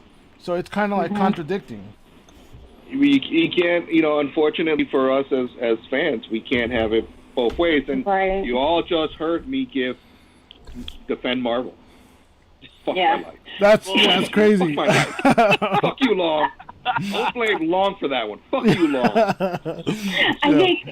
I think what it boils down to, why people were so against and didn't like Airbender was because, remember eons ago I talked about fandoms and that little snow globe where they're like, no, this is my precious, this is, they've attached so much nostalgia and so many happy memories to that original that any deviation is an affront. It's attacking that happy little moment. And so because people are so voraciously in love with the original series, the change people just had such high expectations. I don't think it could have ever lived up to anyone's expectations. No. I think it was doomed from the start. Yeah. But it's not his fault. Yeah. You know? Yeah, because we don't know like if M. Night wanted to make a 3 or 2 movies, and right. they told him no, you can't. There's just one, give it a shot, whatever, or you can't. You have to condense everything. We don't know that, but you give me an hour, and E&E will talk to you about how our hopes were like taken away with Green Lantern, and I'll shit in that movie every day because even though there was parts that it included, parts that it forgot. It was just a shit movie, a CGI garbage. Mm-hmm. It was shit. I mean, Ryan Reynolds, bro, it was straight up trash, bro. It was trash. I know it was trash. It was. And you know this, man. You knew it was bad when in the little extra scenes at the end of Deadpool 2, he's like, "Oh, my life's masterpiece." He shoots him. It's like, "You're welcome, Canada." Oh my God. Yeah. I mean, I can admit that shit's trash, but yeah, that shit sucks. Airbender just like Dragon had, Ball Evolution. Yeah. But you know what? It's one of those things of I think Dragon Ball Evolution tried. The Last Airbender tried. But the following movie that I'm going to mention just totally sucked ass, which was Masters of the Universe. Haven't seen because that was a movie that came out while the TV show was still on, the animated movie. Oh, that one. Okay. And they had access to all the prime material, and they turn around and give us this piece of shit turd movie that not even turds would like. Like, he never says there's no Cringer, there's no Battle Cat, there's no by the power of Grayskull I have the power. No, you have Dolph Lundgren raising his hand and just saying I have the power, and they actually land on Earth, not even Eternia. There's no Castle Grayskull. Movie was just a giant turd, and them trying to sell. Now that, if you said I'm mad about that.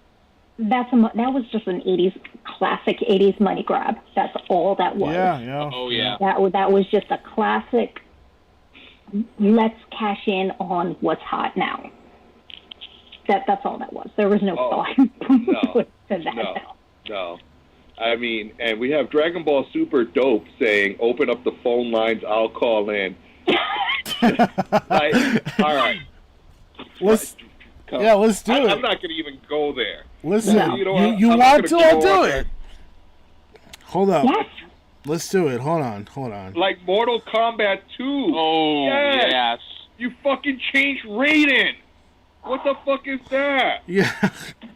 Why? That first Mortal Kombat was amazing. It was great. The second one, nope. Like, and again, I think the first Mortal Kombat was... It wasn't the greatest of movies, but it was good for what it was, Like, it was almost like it knew. And it's like, we're not winning any Oscars here, but we're going to do what we're going to do. Well, I mean, let's look at the time frame with that movie. Like, with the video game, there was no real backbone to the story. It was like Shao Kahn's invading. Okay, cool. And then they kind of added to the story in the first Mortal Kombat movie. Like, they really made it to the point where it did kind of give it a little bit. It became canon. It was just like Ed Boon and John Tobias were like, "Hey, that's not bad." God damn, that. Okay, thanks a lot, Dan Forden. Yeah. All right. What else we got in the news? So basically, winter is coming. HBO begins casting for Game of Thrones prequel. We don't know much. We do know that they're casting, so that's going to be exciting. Do we really care? Yeah. Iron Mike versus the best pound for pound retirement match. So that's going to be kind of dope too. Yo. Oh my God. That. Oh my God. Mike Tyson versus Roy Jones Jr. Yeah. Coming I don't know in anything September. about this. So I'll sit back. We all know what Mike Tyson does. He punches. We all know bites what you. Iron Mike. We all know what he's known to do.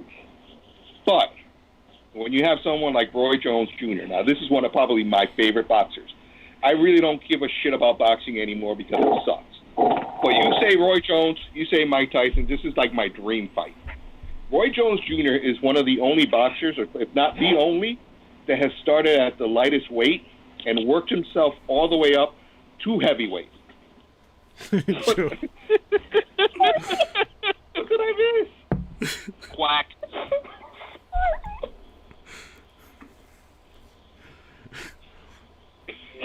Oh no! Wait. Oh, we gotta start. We gotta start. I don't know if y'all heard it, but it sounded like a quack to me. I was just in full argument. I was like, I gotta keep a straight face. I can't lose character right now. I can't lose character. That's what I do. I wasn't gonna say nothing, but then E gotta be like, quack. What's that? Oh, I heard it. It was just like one of those things. I just thought it was a chair dragging. You know, like that wooden chair in the library, in the quiet library. Oh, man. I heard it. No, I'm not. Sorry, not sorry. Hey, do you feel better? That's all that matters. Yeah, I do, actually. There you go. Damn, I'm about to light a candle. I hope none of you understand what just transpired. Because if you do, I don't blame you. No. Yeah, so, yo, how old is Tyson? For real, for real? Yeah. What the fuck is he doing trying to fight some other head, dude? Well, Roy Jones is in his 50s, too. As a matter of fact. You remember back in the day when they had those hobo fights? What were they called? Oh, bump fights. Bump fights, yeah. That's exactly what it's gonna be, except like two old dudes sweating like a motherfucker, like looking old, like old prunes, like a bunch of nutsacks and shit. Just yo. Have you seen the shape that Mike Tyson's in? Nah. All I see was with the beard. And have you seen the shape that Roy Jones is in? He hasn't let go either. Him. Like the funny shit is we all know that Tyson lost the belt to Holyfield, tried to beat Holyfield, couldn't beat Holyfield. Holyfield lost to John Ruiz, and Ruiz got the WBA heavyweight championship belt. Roy Jones then turned around and beat Ruiz and became WBA heavyweight champion. So it's kind of like champion of champions, which one of the reasons they call Roy Jones the best pound-for-pound fighter is because of the weight classes that he's gone up and has been successful. The man is straight fire. Normally he knocks you out like by the second or third round like Tyson, but he does it with finesse. He was almost undefeated until he lost by disqualification. Damn. So what did he do? The guy was going down, and he came in with the left and hit him while he was going down. Got disqualified, lost his belt. Right after the fight, he demanded a rematch, which he got, and he whooped that guy's ass in the rematch. And he does like a little similar rope-a-dope. He'll do one of these with his hands. He punches it. He's like a... Uh-oh. We got a caller. We got a caller. What's going on? Who we got in the call? Hey, take your name. from Dragon Ball Super Dope. Yo, it's Dragon Ball Super Dope. This is Kyle, right? Yo, Super Dope. Yeah, it's Kyle. What's up, man? How are you? What's going on? Good. How are you? Thank you for calling in. Yeah, absolutely. Thank you guys for having the capability for letting me call in. That's pretty nifty. But sorry to bombard you guys. I just heard, I don't really know the point of context for the conversation or anything, but I heard one of you say Dragon Ball Evolution, they tried, and that set me into a rage. And I strictly request that you open the phone lines, and here I am. So, Let's go. Say something like that. Okay, yes. Listen. He's gonna school us right now, and I'm down. Let's go. Yeah. All right, they tried. What's the point of context for the conversation, I guess? Like, I'm not really sure what the heck we're talking about. Well, at the moment, we're talking about Tyson and Roy going at it. You railed you Right. like that. Yeah. But that conversation, we were talking about Avatar: The Last Airbender. Right before that. And and how I didn't like the movie, and I compared it to Marvel movies, and basically any movie where they didn't take from the core content. They took the idea, but they didn't do the follow through. Mm-hmm. And fortunately, in my opinion, Dragon Ball Evolution just fell short. They tried, but they just. Well, I think I'm losing you guys. Not sure if you can still hear me. We can hear you. Ding, ding, ding. Your turn. All right, so I only caught like most of what you said, I think, because I got the sound cut off a little bit. But Avatar: Last Airbender and comparing it to any Marvel movie, that's like comparing a shit sandwich and a filet mignon. Like, I don't understand that comparison. But I guess I can understand Avatar to like Dragon Ball Evolution. I'm not really an Avatar fan, but I do know that it's like a widely panned movie or whatever. But I don't know. I make a podcast. It's called Dragon Ball Super Dope, in case you couldn't tell by my comments in your YouTube chat. I'm very familiar with Dragon Ball Evolution. Those people did not try to do anything right in terms of justice for Dragon Ball. Oh, so we're on the same page. Oh, okay. Okay. All right. So that's good, because that was a pretty shitty movie. Oh, it's terrible. Yeah. Like, we didn't get Ozaru. We got a piece of shit. Piccolo. I mean, who? Oh my God, Master Roshi. Chow Yun Fat as Master Roshi. Like, what the fuck is that shit? All right. Can I tell you guys the story of me For first sure. watching that movie? Go ahead. Okay. Yes. I was probably like 20 years old. Yeah, 20 years old, somewhere like 2009. Yeah, that sounds about right. 2009, baby. somewhere in there. Cool. So I'm going through like the $5 bin of DVDs at Walmart, and I come across that movie. And I didn't go see it in the theater. I was very active in the online Dragon Ball stuff, obviously, so I knew it was very bad. But I was like, $5. How bad could it be for $5? And did you want $4.99 back for that purchase? Yeah, so it was something I definitely lived to regret. I brought it home, and the only reason I'm bringing it up because you said Chow Yun Fat. I got to the part with Chow Yun Fat. It's like a 30, 40-minute mark of the movie, and I hit pause. I went into the bathroom, and I threw up 3 times. Now, I'm pretty sure I just but I'm pretty sure that Chow Yun Fat was the catalyst to kind of make it happen. Him as Master Roshi is fucking disturbing, and this is coming from somebody who's a big fan of Chow Yun Fat. Come on, Goku! That movie was just. I wasn't even. Let's see. Did you feel better afterwards? No, dude, I went back in my room. I went to bed for like 15 hours. I'm pretty sure it was food poisoning, but I didn't try to watch the movie I didn't watch the movie in full until Dragon Ball Super Dope was a podcast like 10 years later or whatever almost. Holy and shit. we did it for an episode. I couldn't watch the whole thing until then.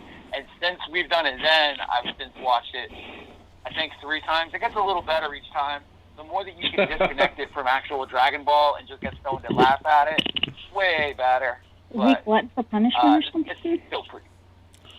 Yeah, I'm a real masochist. But yeah, the more you can disconnect it from reality, and the more you can just get stoned at it, it's fun. Oh man. Just one of those. Oh my God. Oh anyways, man, it's just one of those movies.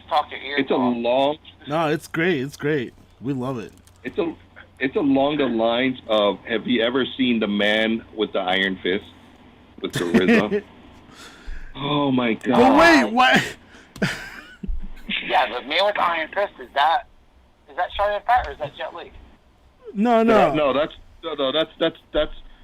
his Russell name? Crowe as a cowboy in China who brings a gun to a knife fight. It is a piece of shit movie, but it's like watching a train wreck. I could see why you watch Dragon Ball Evolution for as bad as it is, because I've done the same thing with The Man with the Iron Fist.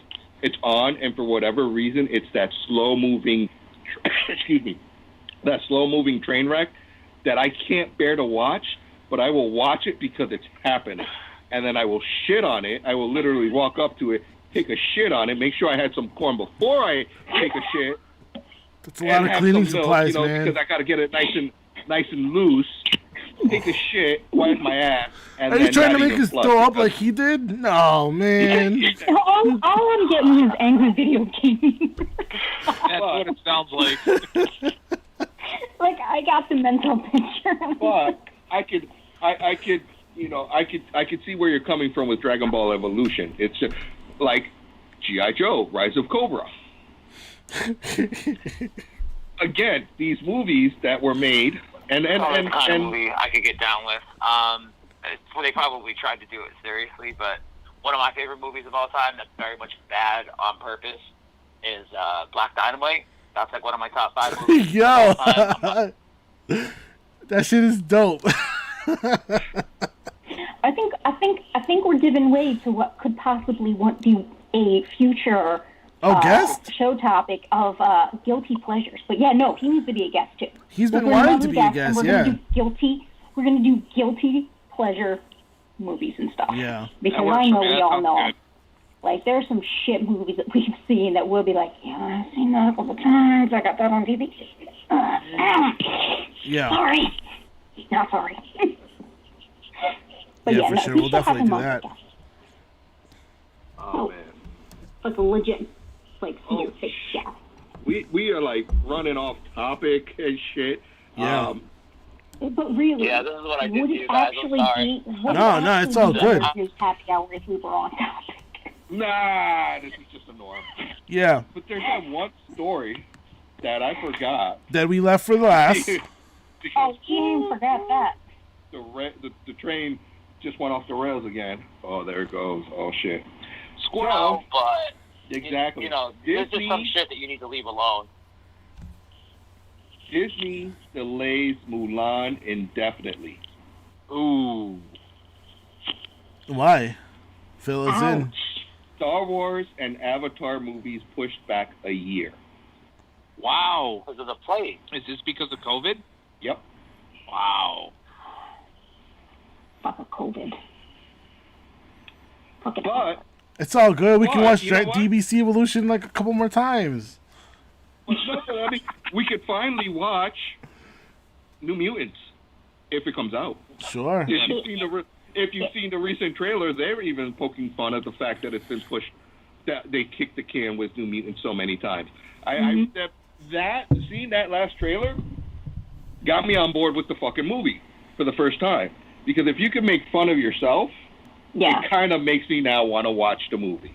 Right, because even you know that it's been, 2 years? Yeah. 2 years now. And so they put the dates on, and then right at the end of the trailer, it says, maybe. So they're not even optimistic that it's going to come out anytime soon. Okay. But I like that. I applaud that. Mm-hmm. Yeah. I applaud them for being realistic. And was that your mystery story? My mystery story with the Mulan being delayed indefinitely, but that's kind of shitty. Like, I was hoping for some Mushu. Dishonor. Yeah. Dishonor on you, dishonor on your family, dishonor on your cow. Dishonor. I was waiting for it. God damn it. I'm at this point, if we get anything on time, I'd be surprised. Yeah. Mm-hmm. I really would be surprised. Oh, you mean like that? Yeah. Yeah. Excellent. But you know what we will probably get on time is Tom and Jerry. Broke my guitar. True. Hold up, listen. I want to give Kyle from DBC Super Dope. Thank you so much for calling in, man. And you're always welcome to call in for whatever you want. You're more than welcome to. We would love to have you as a guest. And let us know when you can. And it'd be great to chat with you a little bit more. You take care of yourself. Yeah. Cool. And I would love. Matter of fact, I would love to pick his brain with some of the stuff that's happening with Dragon Ball Super. Oh yeah, like with the next manga. level of Saiyans and stuff, like Super Saiyan With 4. Moro. Yeah. Yeah. That was Vegeta surpassing Goku for the fucking first time. Like, come on, let's give Vegeta a win, finally. Because heaven forbid. Could we possibly do a Nerd News Dragon Ball crossover episode? Oh, that'd be super dope. That would be. Got me on that one, dude. Son of a bitch, I'm in. Yeah, so am I. Sign me up. Yeah, man, we'll do it. Fuck yeah. And our show topic? Huh? Oh no, yeah. So the show topic for that we're just gonna do a crossover episode with just Dragon Ball. Just all Dragon Ball. That's all it's gonna be. Oh yeah. He said he was down for it for next weekend. I say we start doing some research, and it's gonna be a nerd. Fuck yeah, I'm down for that. Let's do I it. should cosplay. Crunchyroll will be my friend. Can we have somebody dress up as Yamcha, please? Who? Yo, can I be Mr. Bobo? Is it Mr. Popo? I'm Popo. Mr. Oh, you're Mr. Popo? I'm gonna wear a turban. Oh fuck, I can see it. You're right. That's fucked up. Bulma, maybe. I mean, see, if you had to be anybody, you could be Yajirobe. Yo, I just realized about Mr. Popo, yo. Nobody realized. Yo, wait a second. Mr. Popo wasn't like DBC's version of blackface, right? Oh my god, dude. No. Oh my god. Holy shit, I never thought about this until now. It was. Oh my god. When they brought Dragon Ball Z, when they did Kai, they actually made Mr. Popo lighter. Oh shit.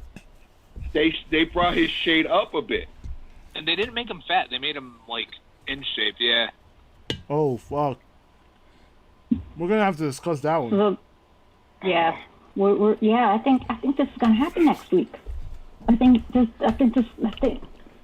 gonna be a super show. Let's make it happen. Super Saiyan show. Kyle, you're more than welcome. We'll have you on Skype, he's down. He's signed up and ready for next week. He's a funny ass dude. You're gonna like him, dude. He's a funny ass dude. I'm excited.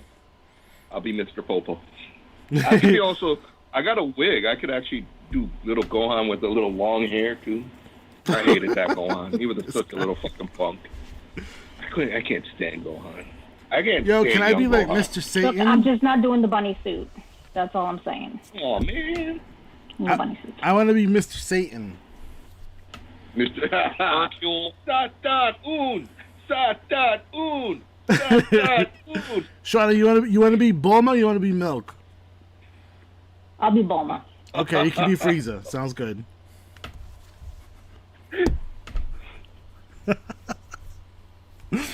All right. Our last bit of news. I just want to do this because he said something about Tom and Jerry. Oh yeah, that's right. Can't believe we have that shit, yo. Probably recording heated, right? Rainbow can't play guitar with a guitar string. And he walks up to Tom. I think seriously the best part though was when he's playing on TV and they're watching and Tom and Jerry's just sitting there jamming out and he breaks his guitar string and Tom starts cracking up, rolling, and then he rips his hand through the TV and grabs his last damn whisker. Oh, God, I love that. He says, "That whisker hanging off for dear life," and that motherfucker goes through the TV screen to get it. Anyway, I hope so. Oh my God. That's like my favorite Tom and Jerry episode of all time. That's what it literally is. It's like if you start singing that song, if you start singing "From Ruben Court and Heated," right? If you know Tom and Jerry, You're going to say the Crambo next. Crambo. But you're gonna do the Crambo. Oh my God. Good stuff. Aside from this, really quick, I saw your last story that you dropped about the SpaceX. Can you just talk about that a little? Because that was really cool. Well, 8 days. First off, in 8 days, or 7 now, our astronauts that went up on the Crew Dragon demo will be coming back to Earth. So that's going to be momentous. Yeah. Because if all goes according to plan, in November, we get the actual mission. But for the first time this past week, SpaceX has been trying to do this for quite some time. Anytime a rocket goes up, if it's like a satellite, anything but a human capsule, they encapsulate it in what's called a fairing. Okay. While it's in space, those fairings separate and fall back to Earth. Traditionally, they burn or fall to the ocean, and that's it. Well, they have 2 ships with these big giant nets. One's called Mischief, and I can't remember the other one's name. And they sit in the ocean, and they try to maneuver in the trajectory of which these fairings are coming back to Earth. Okay. They've only have been able to catch one. Until this week, they caught both. Oh, nice. Wow. Why is that important? Because, again, it's keeping the Earth clean. It's preventing this from falling to the bottom of the ocean. And even though it could be used as a reef, it's just keeping that pollution away from the Earth's ocean. Number 2, reusability. It keeps costs down. They could turn around and reuse it, which means, again, they're a third party. They're a contractor.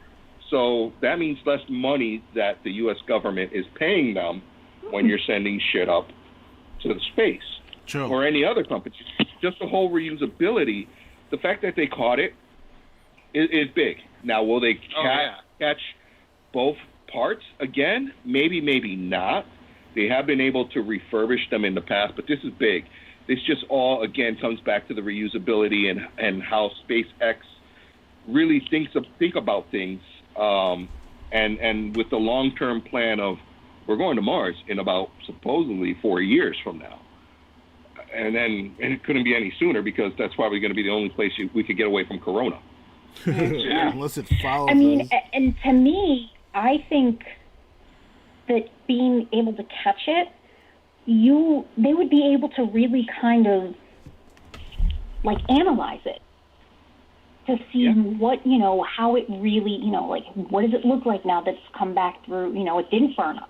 So what about this? What about its trajectory entering, the composition? What about it made it so that it did come back? And can we utilize those, that knowledge for future, as far as, future items to be sent up into space, future returns? What's the condition? I don't know. To me, I feel like it's kind of almost also like a research project. Oh, use it for future. And I'd be all in. I mean, I think it's one of those things of, you really look about it. 51 years ago, we landed on the moon. Yep. That hasn't we haven't gone back in maybe about 20 years to the moon. Mm-hmm. But the technology until recent hasn't changed. We had the space shuttle, but that really was just more of a taxi to bring stuff into space. Right. SpaceX is really leading the way of, how they think of things. They think 3-4 steps ahead.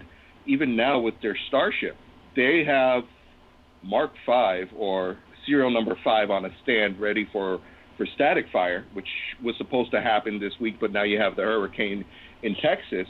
But they were also looking to do a 150-meter hop of this big giant second stage of a rocket.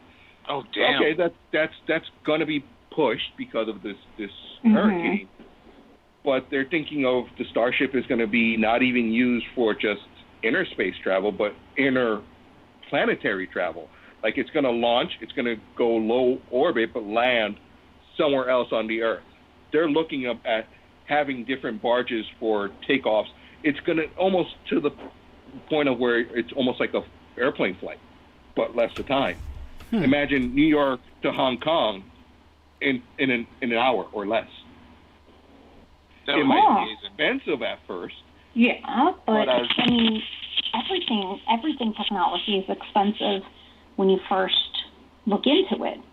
It's, refining, how can you do it faster, better, cheaper, and I think the more people get on board with it and sink money into it, the more accessible it becomes. Exactly. I mean, even now, they sent me an email because they also do Starlink, which is their internet service. Oh, yeah. And I got the email that pretty soon they're going to be starting beta trials. Ooh. I want in. Hell yeah. Because you're going to get your own little mini substation, like a modem. It's going to power internet throughout your home. Now, hopefully the beta trial will be free because I ain't paying for shit. Yeah. But if you tell me like $20 for a year, it'll be worth it. I'd be willing to check it out. I would like to put it up. I'm not going to even think about it as being the same speed as regular internet that you get from your cable provider because it's not. But I would like to compare it to like 4G, 5G speed. Mm-hmm. Yeah. I mean, but it's pretty sweet.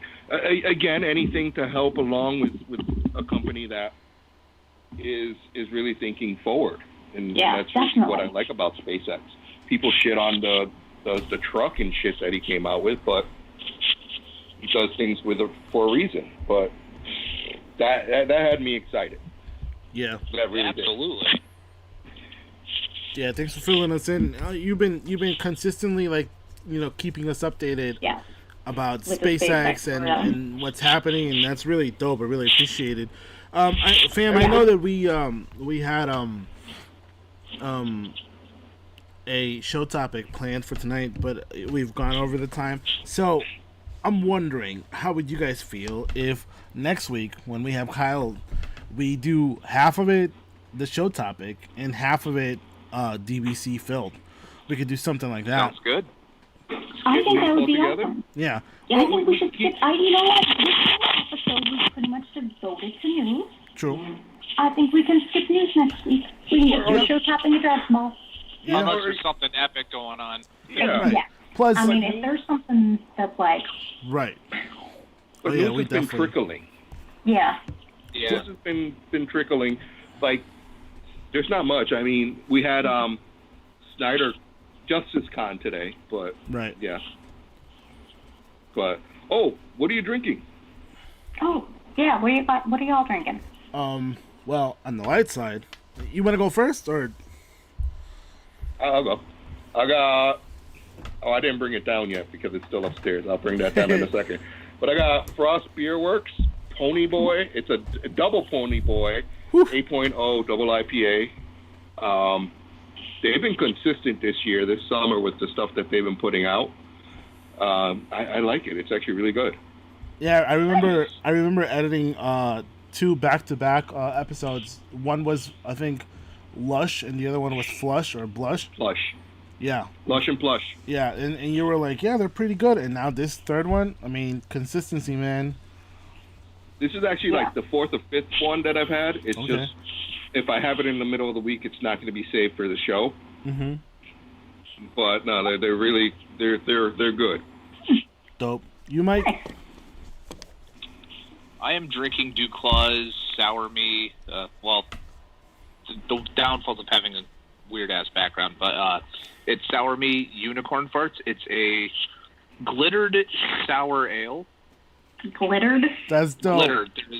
Like, does it legit? I was gonna say, like, when you pour it out, does it legit have glitter in it?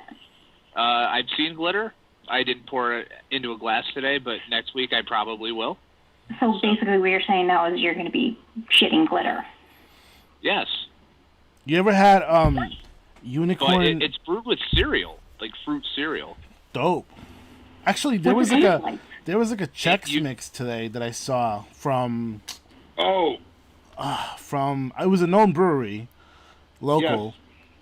I forgot what. Chex Mix. A Chex Mix, yeah. I didn't try it, but I want to. I'm down. Yeah, hopefully. I mean, isn't it gonna taste like beer? It's a Czech Pilsner, and they use the cereal as part of the the wort in brewing it. So it does have some taste of Chex to it. The Chex tastes like wheat and rice. Yeah, well, exactly. there you go. Those are in beer. Yeah. It tastes like wheat and rice. So this beer, let's see, does it name the fruits on here? What are you rating it? Out of 5, a solid 4.25. Holy shit. It's really good. It's a sour, so you get hit with it. It has fruity notes to it, and then at the end you taste cereal. That was a loud duck. No, that was not. Nope.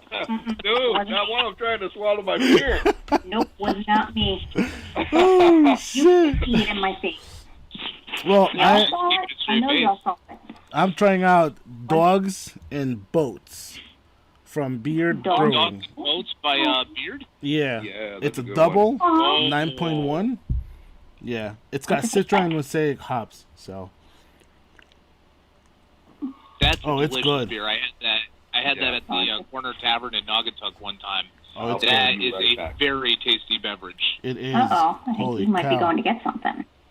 Holy Pants cow. check. Yeah, this is definitely high up there, man. 4.0. I just had coffee. Just coffee. Yeah. We'll I spike didn't have it any later. more. The other beers that I had available were Ice Cream Man and I can't think of what it is. It has it's from Bad Sons Brewery, and it had I can't think of the name, but yeah, that's what I got. Dope. I need to get a beer or two. I haven't had any in a while. I saw a stout for you today, that you might like. I'll just have to pick it up next time. Yeah, you might enjoy it. Actually, it's pretty cool. There haven't been very many stouts that I haven't enjoyed, so. Very true. Very true. Well, we got E, Which Gaddy? Oh. and everybody in the what you got? comments, whatever you're drinking, let us know, man. Yeah, We're definitely what you interested. drinking? I'll give the Frost.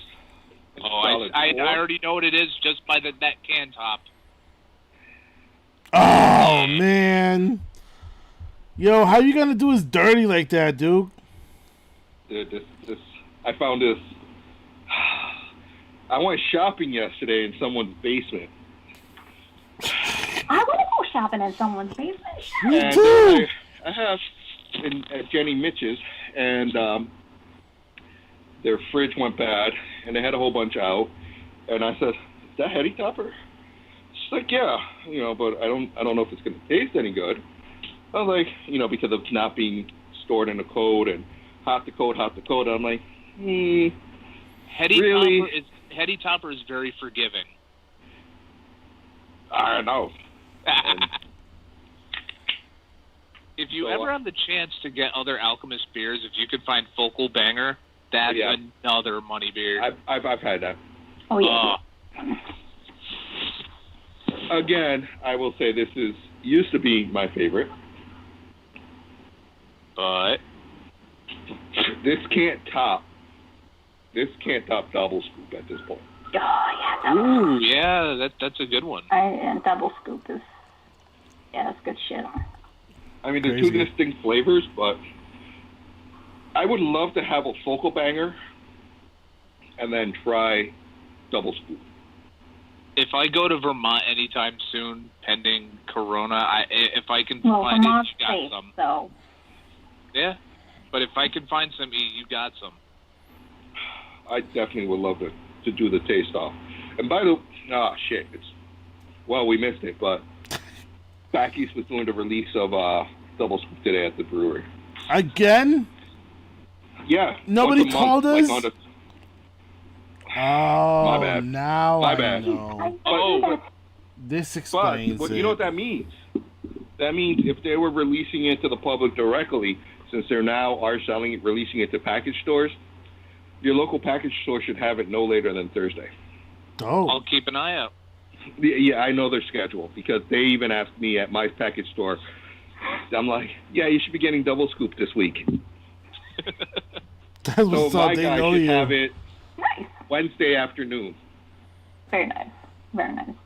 Oh, do you know what today is at New England Brewing in New Haven? What? Fuzzy Baby Ducks Day.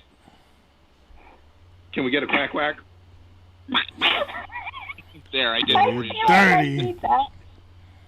Come on, Shauna, quack on demand. I can't. That's the problem. I don't want to do that. Oh, shit. Oh, God.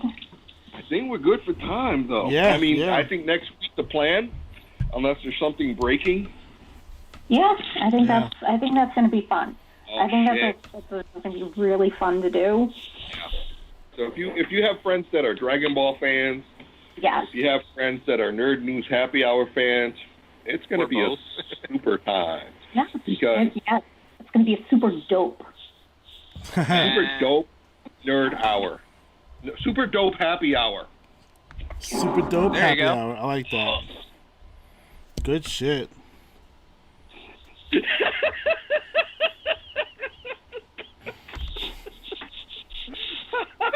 You're going to edit that out, right?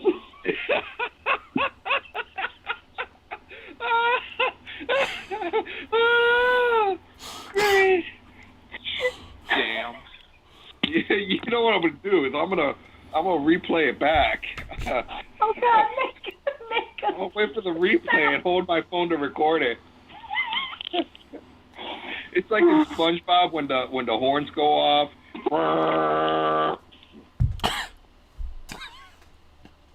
Now you know what Hobbs has to live with. Oh my god.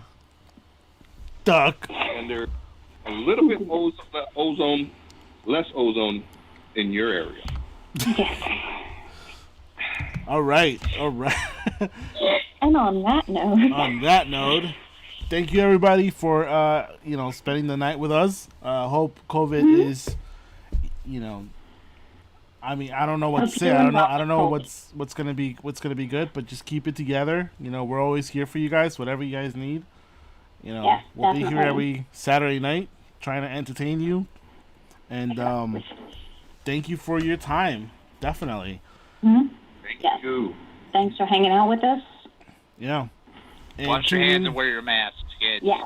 Yeah. Yes. Let's not get into that argument. Yeah. There is no argument. It's just don't be stupid. Worship from home. I don't know if you saw my Church service is comment. Streaming at 10:30 and 11. Yeah. Anyway, from all of us, To all of you, drink up, bitches! Good night, everybody. Crambone. Crambone. Good night, everyone. Crambone.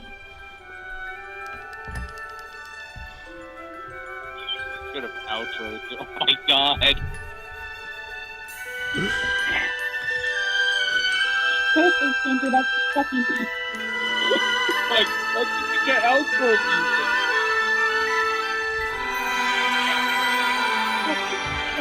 Hope you had fun today. Disney.